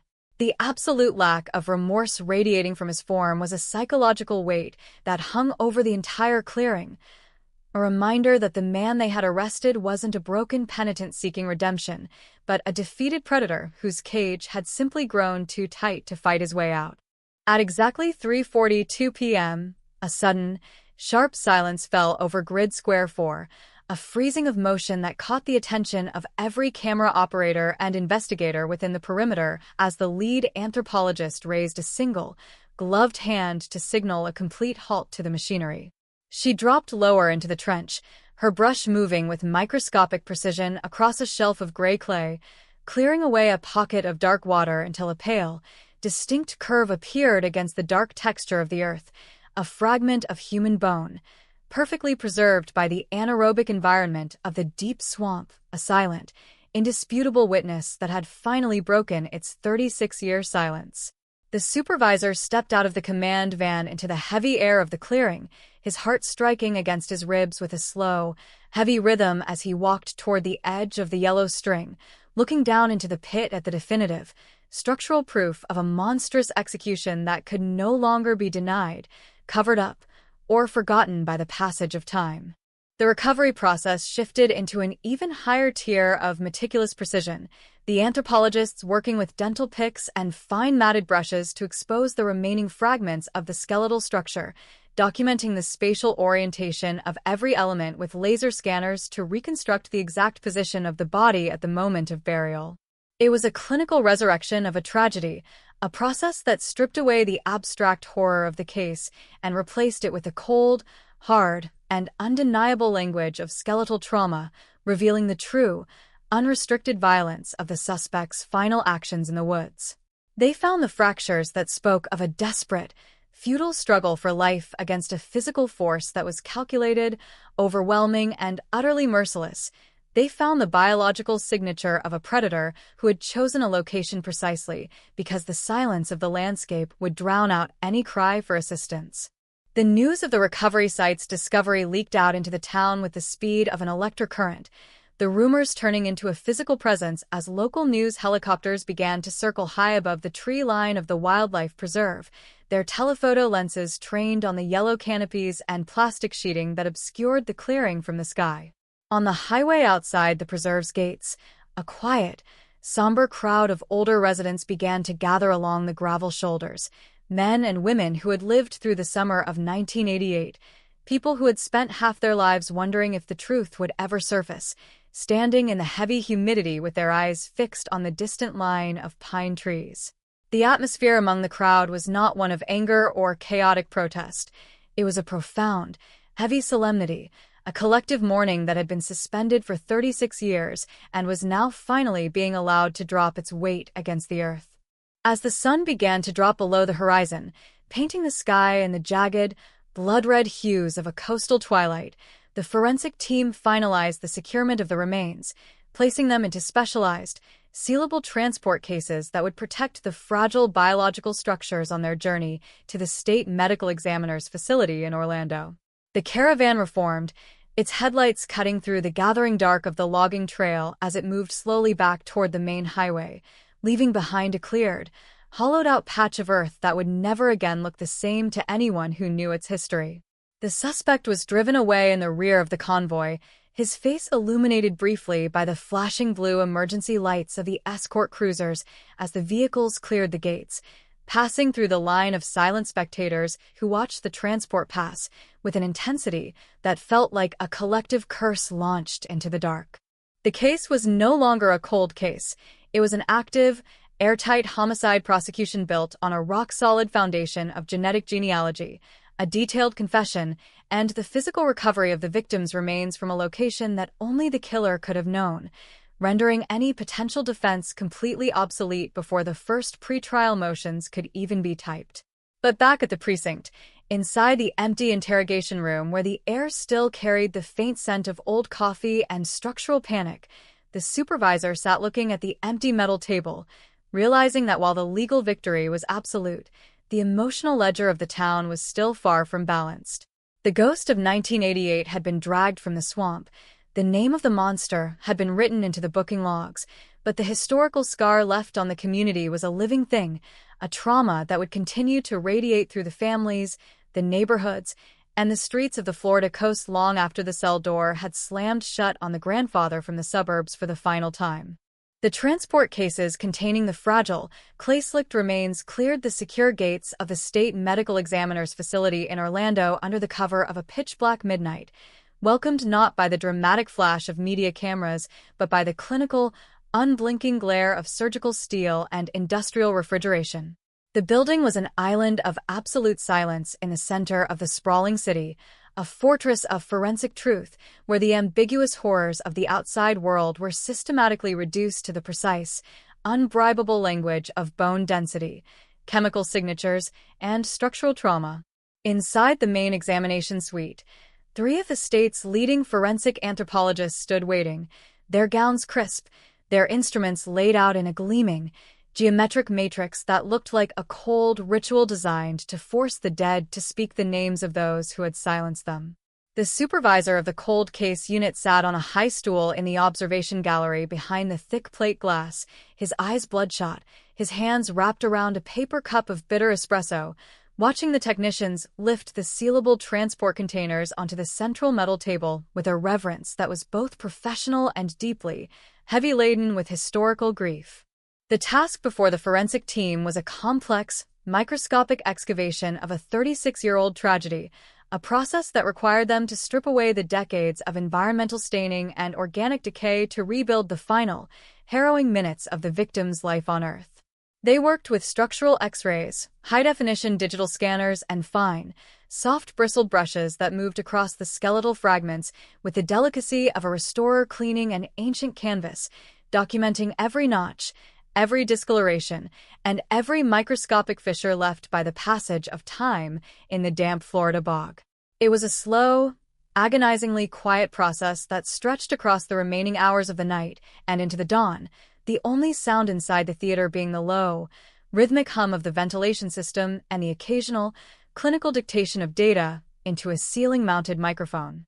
They were translating the abstract horror of a 1988 cold case into a concrete, legally binding document of murder, an ironclad file that would leave no room for a high-priced defense attorney to manufacture a sliver of doubt, or to claim that the confession had been the product of an old man's fractured, delusional mind.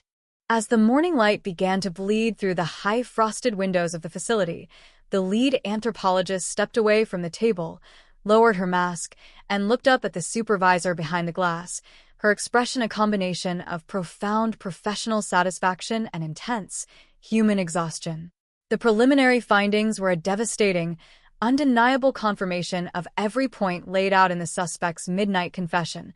The skeletal trauma was precise, calculated, and perfectly aligned with the mechanics of an overwhelming, predatory force that had left no room for survival. The earth had preserved the evidence with a chilling fidelity, the anaerobic clay of the deep wetlands protecting the tool marks and the structural fractures from the erosion that typically obliterates such details in less insulated environments, turning the remains into an undegradable testimony of violence. The supervisor stood up, his joints popping in the silence of the observation room, looking down at the neat rows of white fragments on the steel table, realizing that the narrative was now complete, the trap was sprung, and the ghost that had haunted the county since the heat of that 1988 summer was finally, completely real. Back in the coastal county where the abduction had taken place, the legal gears were turning with a dondap, crushing momentum that turned the local courthouse into a high-intensity combat zone between the state's prosecutors and the public defender's office. The formal indictment was being drafted in a room that smelled of ink and adrenaline, a document that charged the grandfather from the suburbs with first-degree murder, kidnapping, and capital assault, charges that carried the potential for the ultimate sentence under Florida law. The state attorney, a veteran prosecutor who had built her reputation on the clinical destruction of organized criminal networks, had taken personal control of the file, recognizing that this was not just another case, but a historical trial that would define the moral ledger of the region for a generation. She sat with the cold case detectives, reviewing the genealogical lineage map, the surveillance logs, the cigarette butt DNA reports, and the newly printed forensic reports from Orlando, weaving them into a single, unbreakable rope designed to hang the defendant before a jury of his peers. The suspect, meanwhile, had been moved from the general intake corridor to a high-security, isolated cell within the medical wing of the county jail, placed under a continuous, 24-hour suicide watch to ensure that he didn't use a sheet or a plastic spoon to cheat the executioner out of a formal reckoning.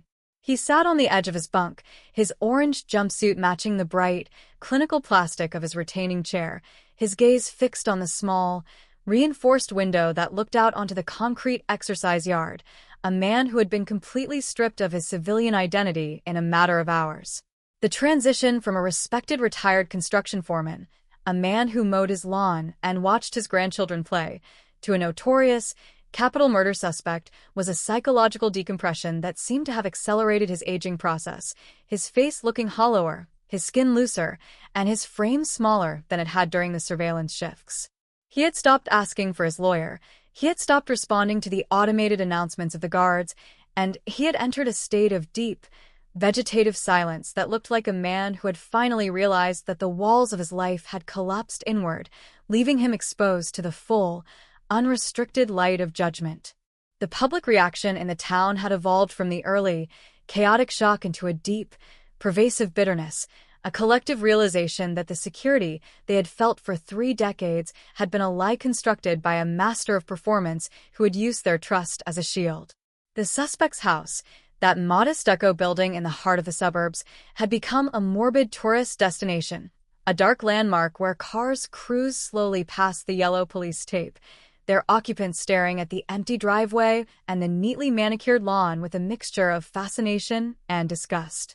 Neighbors who had shared tools with him, who had invited him to backyard barbecues, and who had trusted him to watch their homes while they were on vacation found themselves under a cloud of intense, retroactive paranoia, questioning every conversation, every smile, and every gesture they had exchanged with the monster over 30 years. The realization that a man could carry such a horrific secret, that he could live in the midst of a community with such a total absence of visible guilt, was a psychological poison that infected the social fabric of the town, destroying the simple, unthinking safety that had taken decades to rebuild after the initial horror of 1988. The media coverage had reached a fever pitch that turned the small press room of the sheriff's office into a chaotic jungle of cables, lights, and national news anchors, all competing for a fragment of new data, a quote from the family, or an exclusive image of the recovery site in the swamp. The headline, Florida 1988 Cold Case Solved, Confession Shocks Grieving Town, had evolved into a permanent feature on the digital news cycles, a story that captured the national imagination because it touched upon the deepest, most universal fears of suburban society, the monster hiding in plain sight, the inadequacy of early police methods, and the terrifying, relentless precision of modern genetic science. The supervisor of the unit found himself dodging the cameras in the parking lot, his collar pulled up against the morning damp, refusing to offer the sound bites or the dramatic performances that the networks were begging for, keeping his focus entirely on the cold, sterile reality of the legal file. He knew that the real battle was not on the television screens, but in the quiet, rules-bound arena of the pretrial hearings, where the defense would attempt to use every technical loophole to suppress the DNA match or invalidate the legality of the cigarette butt recovery. The first of those pretrial hearings was scheduled for a Thursday morning, an event that drew a massive, silent crowd that packed the gallery of the main courtroom until the air became warm and thick with the scent of wool coats, rain umbrellas, and collective anticipation. The victim's mother sat in the front row, a small, fragile figure wrapped in a dark shawl, her face looking like carved marble under the high geometric lights of the chamber, her eyes fixed on the door through which the defendant would be led by the deputies. When the door finally clicked open and the suspect was brought in, The sound of his leg irons dragging across the polished wood floor was a sharp, metallic strike that cut through the room like a physical shock, forcing every person present to hold their breath as the two eras of the town's history came face to face in the light of day. He didn't look at the gallery. He didn't look at the prosecutors. He sat at the defense table next to his public defender, his eyes fixed on the green blotter before him, a man who looked like an empty vessel being moved through a ritual he could no longer control or resist. The hearing was a dry, clinical exercise in constitutional law, a debate over search warrants, the expectation of privacy in discarded waste, and the admissibility of genealogical data that felt entirely removed from the raw, human blood that had been spilled in the woods 36 years ago. The defense attorney, a sharp, tireless advocate who understood that his client was facing the needle, launched a furious, multi-pronged attack on the methods used by the cold case unit, claiming that the collection of the cigarette butt from the storm drain had constituted an illegal search without a warrant, and that the commercial DNA databases used by the analysts were a violation of genetic privacy rights. The supervisor sat at the prosecution table, his face a mask of professional calm, watching the judge, a man who had spent 40 years on the bench and whose eyes showed a deep, historical weariness that suggested he had seen every trick, every maneuver, and every desperation that a guilty man could throw against the wall of justice. The prosecutor responded not with rhetorical flourishes or emotional appeals, but with a cold, devastating citation of established legal precedent, showing that under state law, discarded property left in a public space like a storm drain carries no expectation of privacy, and that the genealogical research had been conducted entirely within the public use terms of the services involved. She laid out the timeline of the investigation with a surgical clarity that showed the methods had been systematic, ethical, and fully compliant with the highest standards of modern law enforcement, turning the defense's arguments into a series of irrelevant complaints that dissolved under the pressure of the law. The judge listened without interruption, his hand supporting his chin, his gaze shifting occasionally from the legal briefs to the silent, gray-haired defendant who sat like a stone statue at the center of the storm, his destiny being carved out by the cold precision of words he had never considered when he stepped into the convenience store parking lot in July 1988. When the judge finally spoke, his voice was a dry, authoritative crack that signaled the total collapse of the defense's first line of resistance, a ruling that denied every motion to suppress and declared that the DNA match, the confession, and the forensic evidence from the recovery site were entirely admissible for the upcoming trial. The announcement was a quiet hammer strike that broke the structural hope of the defense team, a moment that left the suspect standing on the absolute edge of a legal execution with no remaining shields, no loopholes, and no escape routes left to explore. As the deputies stood up to lead him back to the transport van, the leg irons clinking in the quiet room, the suspect stopped for a fraction of a second, his head turning slightly toward the gallery, his eyes locking for the briefest, most terrifying instant with those of the victim's mother, an exchange of glances that carried the entire, unredacted weight of 36 years of silence, grief, and unresolved malice before the door slammed shut behind him, leaving the courtroom to erupt into a sudden, chaotic roar of public relief and media frenzy. The collapse of the defense's preliminary motions acted like a structural demolition inside the public defender's office, leaving the legal team standing in the ruins of a strategy that had completely underestimated the clinical, scientific weight of the state's case. Behind the heavy oak doors of the courthouse, the atmosphere shifted instantly from an investigative hunt into a cold, transactional preparation for an execution, as both sides recognized that a full trial would be nothing more than a formal, public recording of an inevitable verdict.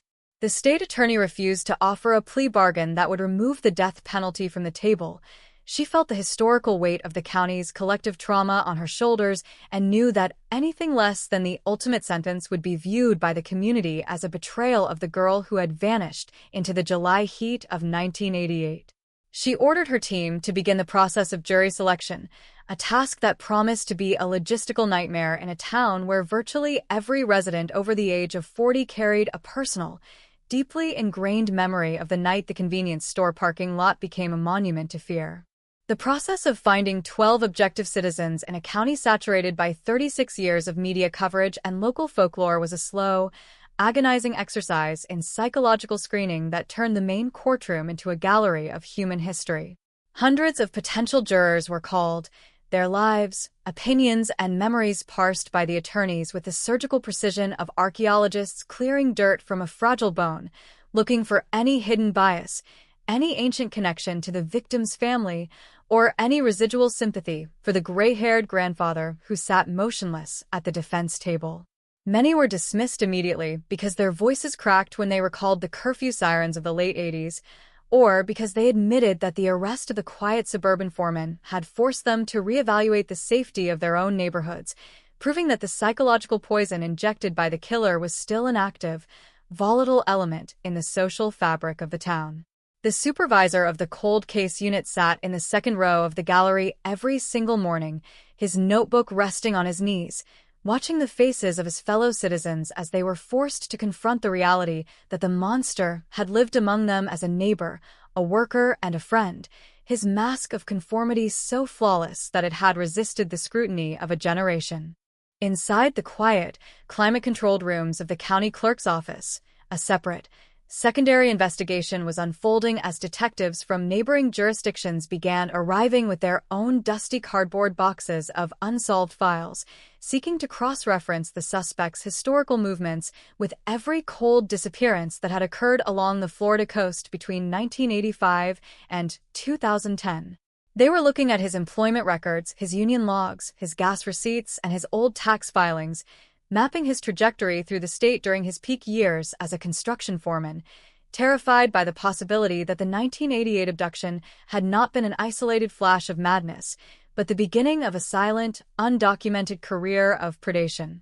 The cognitive dissonance of this research was a sickening weight for the young analysts who were forced to contrast his ordinary, everyday civilian timeline, the dates he had purchased his home, the weekends he had registered his fishing boat, the holidays he had spent with his children, with the grim coordinates of bodies pulled from canals or skeletal remains discovered by surveyors in the remote pine flatwoods of central Florida. They were discovering that the killer had been a master of structural compartmentalization, an individual who could step out of a midnight nightmare in the swamps and slide back into the warm, ordinary rhythm of a suburban breakfast table without leaving a single visible trace of his violence on his clothes or in his eyes. The suspect's family, those innocent bystanders who had been living in the orbit of his deception for decades, had completely vanished from the public eye, their lives shattered into 1,000 jagged pieces the moment the tactical teams had breached the front door of their stucco home on that Friday morning. His children, who were now adults with families of their own, were forced to navigate a horrifying, retroactive reality where every childhood memory, every fishing trip, and every holiday photograph was suddenly infected by the knowledge that their father was a monster who had carried the secret of a violent execution beneath his grandfatherly smile. They issued a brief, formal statement through an attorney, expressing their profound, unmitigated grief for the victim's mother and declaring that they had possessed absolutely no knowledge of the dark history that their father had buried beneath the concrete of his routine before retreating into a silent, self-imposed isolation to escape the relentless glare of the media cameras that lingered at the edge of their properties. The community, despite its rage against the killer, treated the family's collapse with a quiet, somber respect, recognizing that they too were victims of his calculated malice, collateral damage in a 36-year war against the truth that had left no one in his circle untouched by the radioactive fallout of his exposure. As the date for the opening statements of the trial drew closer, the media circus outside the courthouse expanded until the perimeter resembled a high-tech encampment, a forest of satellite dishes, heavy production vans, and white-hot lights that turned the gray stone steps of the building into a permanent television set for the national news networks. The title Florida 1988 Cold Case Solved, Confession Shock's grieving town had become a cultural anchor, a narrative that resonated across the country because it touched upon the deepest anxieties of the modern era. The vulnerability of the analog past, the terrifying longevity of hidden evil, and the ultimate, inevitable triumph of genetic technology over the passage of time.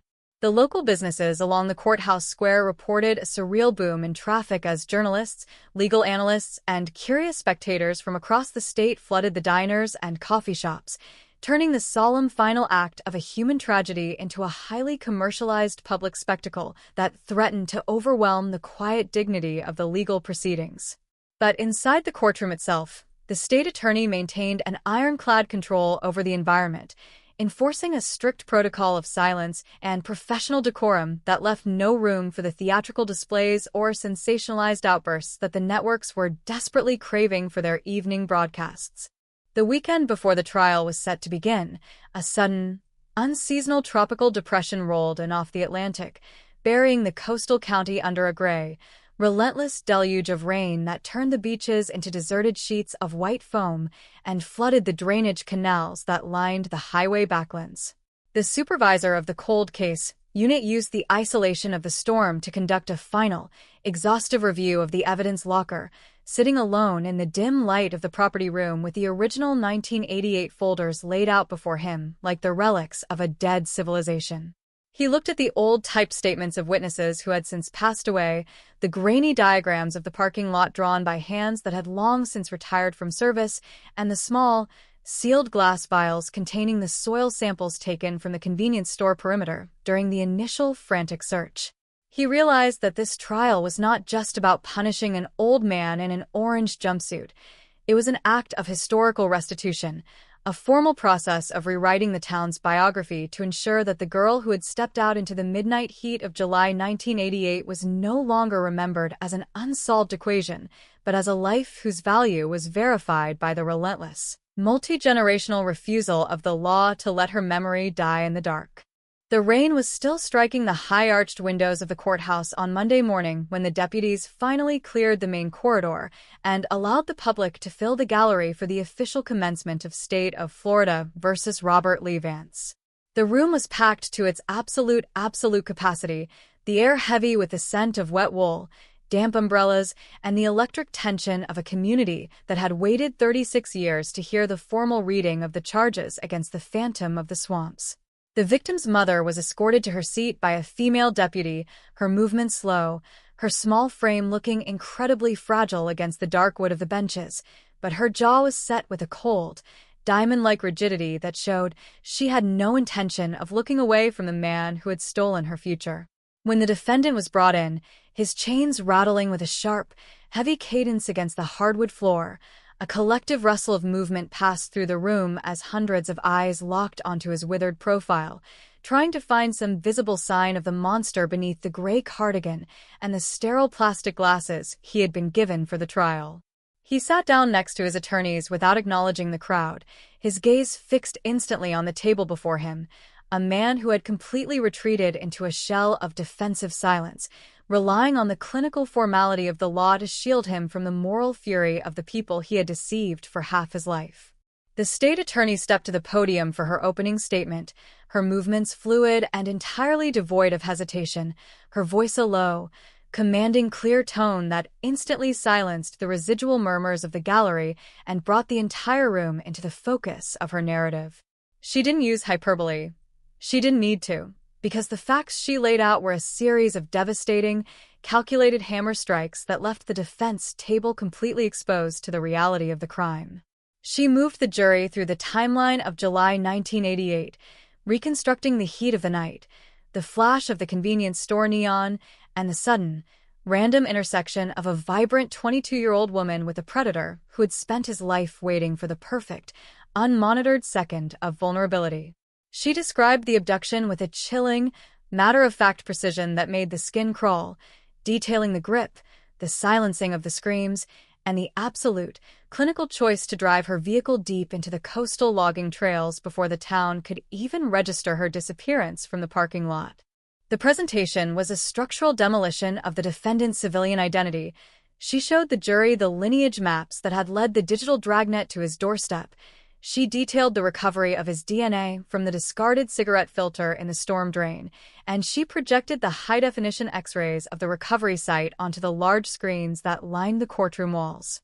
The images of the white fragments embedded in the gray clay of the State Wildlife Preserve were a profound, physical shock to the jury, several of whom covered their mouths as the clinical language of forensic anthropology stripped away the abstract myth of the cold case and replaced it with the brutal, skeletal reality of a violent execution. The prosecutor pointed her finger directly at the silent, gray-haired man at the defense table, her voice rising to a sharp, authoritative pitch that echoed off the high plaster ceilings of the chamber. For 36 years, this man walked your streets, he built your homes, he played with his grandchildren, and he believed that the dark water of the swamps had swallowed his guilt forever. But the truth is a patient thing, gentlemen of the jury. It doesn't degrade, it doesn't forget, and today, it has come to demand a full and final accounting for the life he violently extinguished in the woods. When she sat down, the silence inside the courtroom was so absolute that the sound of the rain striking the glass outside felt like a rhythmic, heavy applause from the past, a validation of the decades of work that had led to this moment of total exposure. The public defender stood up for his opening statement, his posture straight, but his expression bearing the intense, heavy strain of a man who knew he was fighting a war that had already been lost on the microscopic level of the DNA sequencing. He didn't try to deny the science. He didn't try to claim that his client was innocent of the physical act of violence that had occurred in the summer of 1988.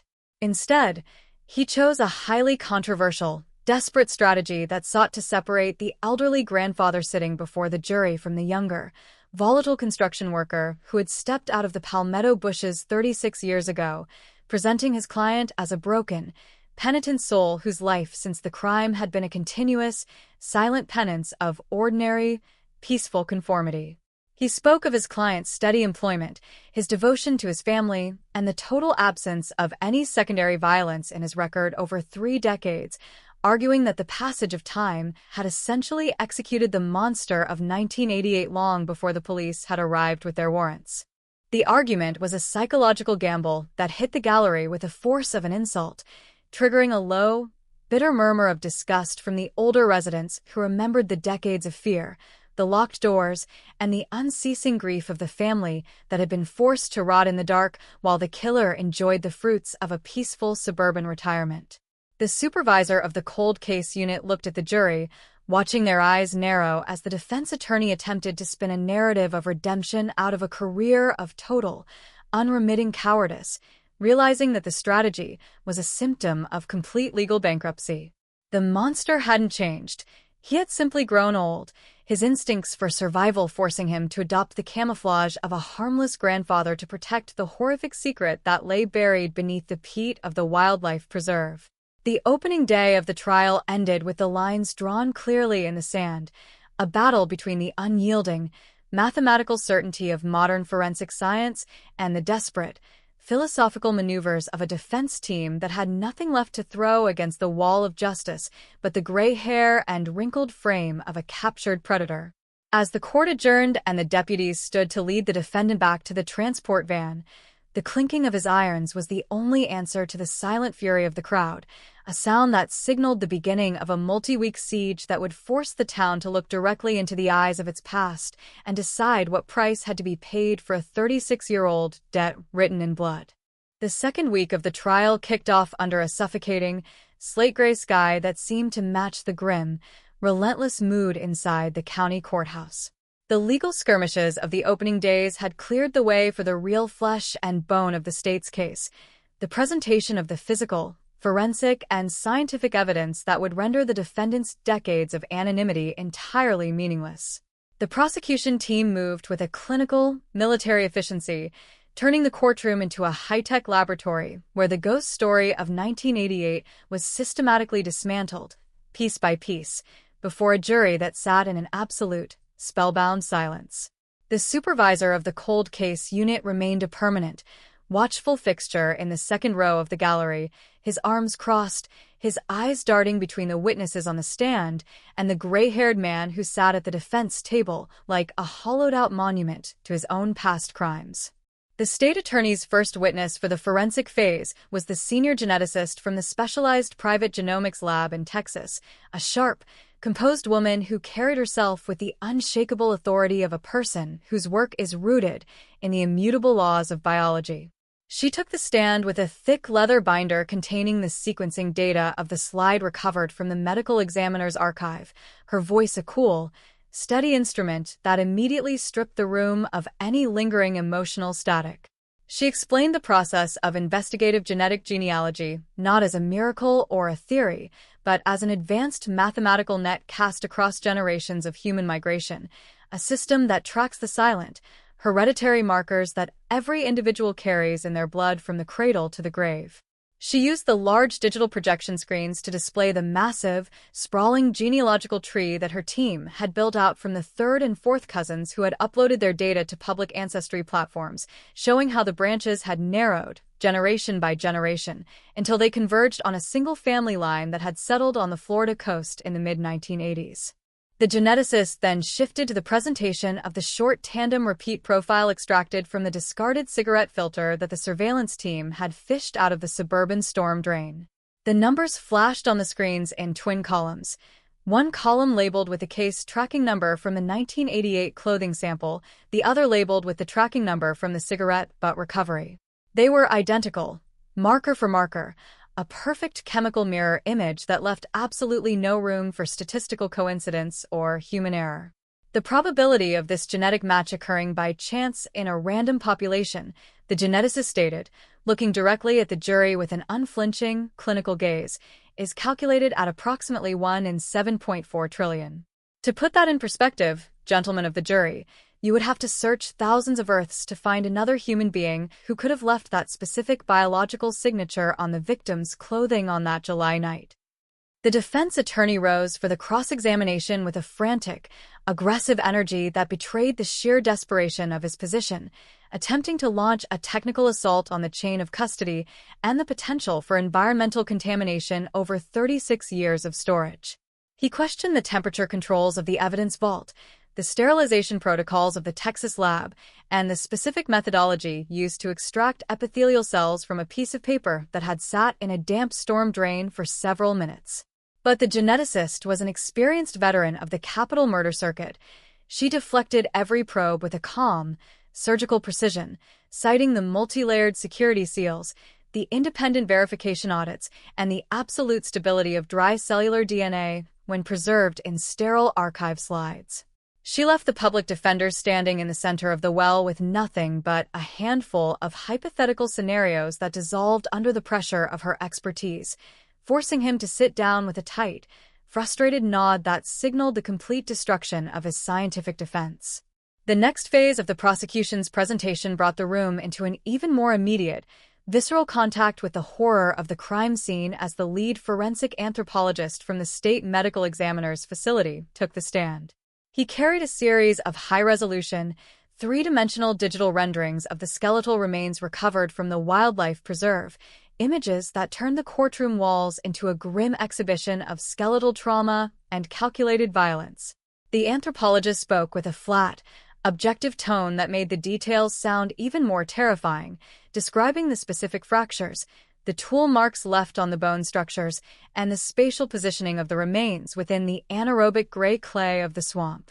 He explained how the soil chemistry had acted as a natural preservative, slowing down the typical erosion processes and locking the final, violent interactions between the predator and the victim into the physical structure of the skeleton like an unerasable historical record. He pointed to a specific rendering of the hyoid bone, a tiny, fragile structure in the human throat that was displayed on the screen with a stark, red-highlighted fracture line running through its center. This specific injury, the anthropologist said, his pointer tracing the break with a slow, mechanical movement, is a textbook indicator of manual strangulation, the application of concentrated, overwhelming force to the airway of an individual who is actively resisting. The clean nature of the fracture, combined with the lack of any remodeling or healing in the surrounding bone tissue, confirms that this trauma occurred at or immediately prior to the moment of death, providing an absolute biological signature of a violent execution.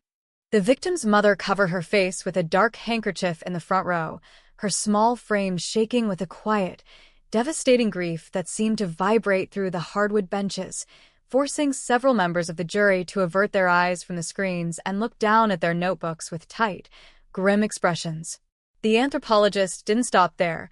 He moved on to the analysis of the tool marks discovered on the secondary skeletal elements, showing that the suspect had used a heavy, flat-edged construction implement, consistent with a trenching shovel or a foreman's spade, to force the body deep into the peat of the wetlands. He demonstrated how the angle of the soil displacement and the crushing injuries to the lower extremities proved that the burial had been a rapid, high-intensity effort to conceal the evidence before the dawn could break over the tree line of the preserve. The presentation was a total, unredacted exposure of the raw malice that had occurred in those woods 36 years ago, a narrative written in bone that completely destroyed the defense's attempt to portray the defendant as a harmless, passive old man who had merely made a single, impulsive mistake in his youth. The public defender's cross-examination of the anthropologist was a short, somber affair. He didn't try to challenge the findings or dispute the cause of death, knowing that any attempt to argue with the skeletal data would only serve to further alienate the jury and highlight the absolute brutality of the act.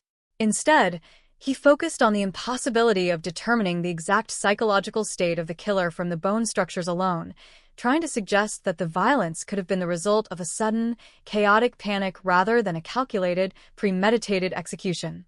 It was a weak, philosophical maneuver that felt entirely empty when contrasted with the cold, hard reality of the fractured throat bone on the screen, a reminder that in a capital murder trial, abstract arguments have a habit of dying a quick death when confronted with the physical wreckage of a human life.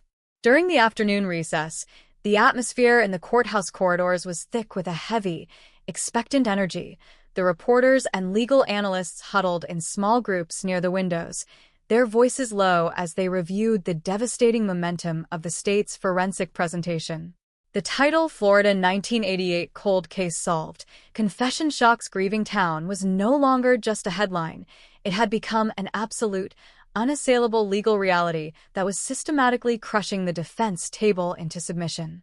The supervisor of the cold case unit stood by the water fountain, watching the local residents who packed the hallway, noticing how the anger of the early days had shifted into a deep, collective desire for finality, a hunger for the gavel to fall so that the town could finally bury its most monstrous secret once and for all.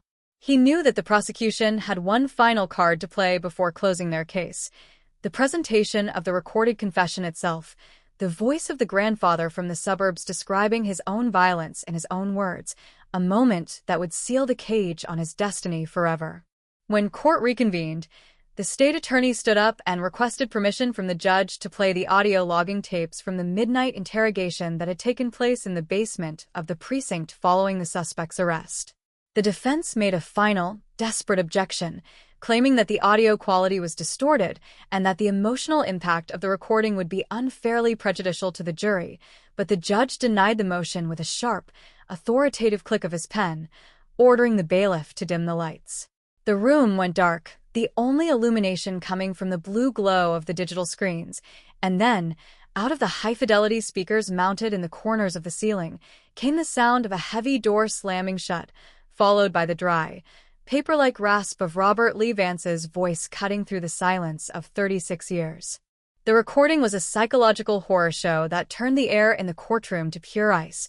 The suspect's voice didn't carry the trembling uncertainty of an old man or the hysterical remorse of a broken penitent. It was flat, clinical, and completely detached, the voice of a construction foreman detailing the logistics of a roofing job or a concrete pour, recounting the mechanics of an abduction and an execution with a terrifyingly casual familiarity. He described the convenience store parking lot, the swarming mosquitoes under the neon light, and the precise moment his hand had closed over the victim's mouth to silence her cries, his words dropping into the quiet room like a series of slow, deliberate hammer blows against the sanity of the audience. "She didn't see me coming," the recorded voice whispered, the static of the tape a constant, rhythmic hiss behind his words. "She was just standing there by the door, her keys in her hand, a perfect target of opportunity. Once I had her in the truck, I knew there was no turning back. You can't let a witness go once they've seen your face in the dark." The jury sat completely frozen, their eyes locked onto the empty chair at the defense table where the living suspect sat with his head hung low, his gray hair catching the blue light of the monitors, a man forced to listen to his younger, monstrous self lay out the blueprints of his own destruction. The recording moved into the deep woods of the wildlife preserve, the suspect describing the sound of the pickup truck's tires crushing the palmetto fronds, the absolute silence of the swamp that had drowned out her final pleas for mercy, and the mechanical precision with which he had forced her to her knees in the mud. She asked about her mother. The voice from the speakers said, a chilling lack of emotion radiating from the audio stream. She told me her mother was waiting for her, that she had to be home by midnight, but the dark had already won, you see. Once you cross that line, you just have to finish the job and find a way to live with the noise in your head when the sun comes up. The confession was the final, definitive nail in the coffin of the defense's redemption narrative. It proved that the compliance and conformity he had practiced for 36 years had not been the product of a reformed soul, but the calculated camouflage of a coward who had used the peace of a suburban retirement to hide from the blood on his hands. When the tape finally clicked off and the high geometric lights of the courtroom flickered back to life, the silence inside the chamber was so intense it felt as though the entire room had been submerged in the brackish water of the swamp, leaving the spectators and the jury completely drained of breath. The state attorney stepped to the podium one last time, her posture straight, her voice a low, commanding resonance that put the final period on the multi-day siege. "The state rests," she said, her eyes locking with those of the foreman of the jury, signaling the end of the waiting, the completion of the record, and the total, unrestricted victory of the truth over the darkness of the past.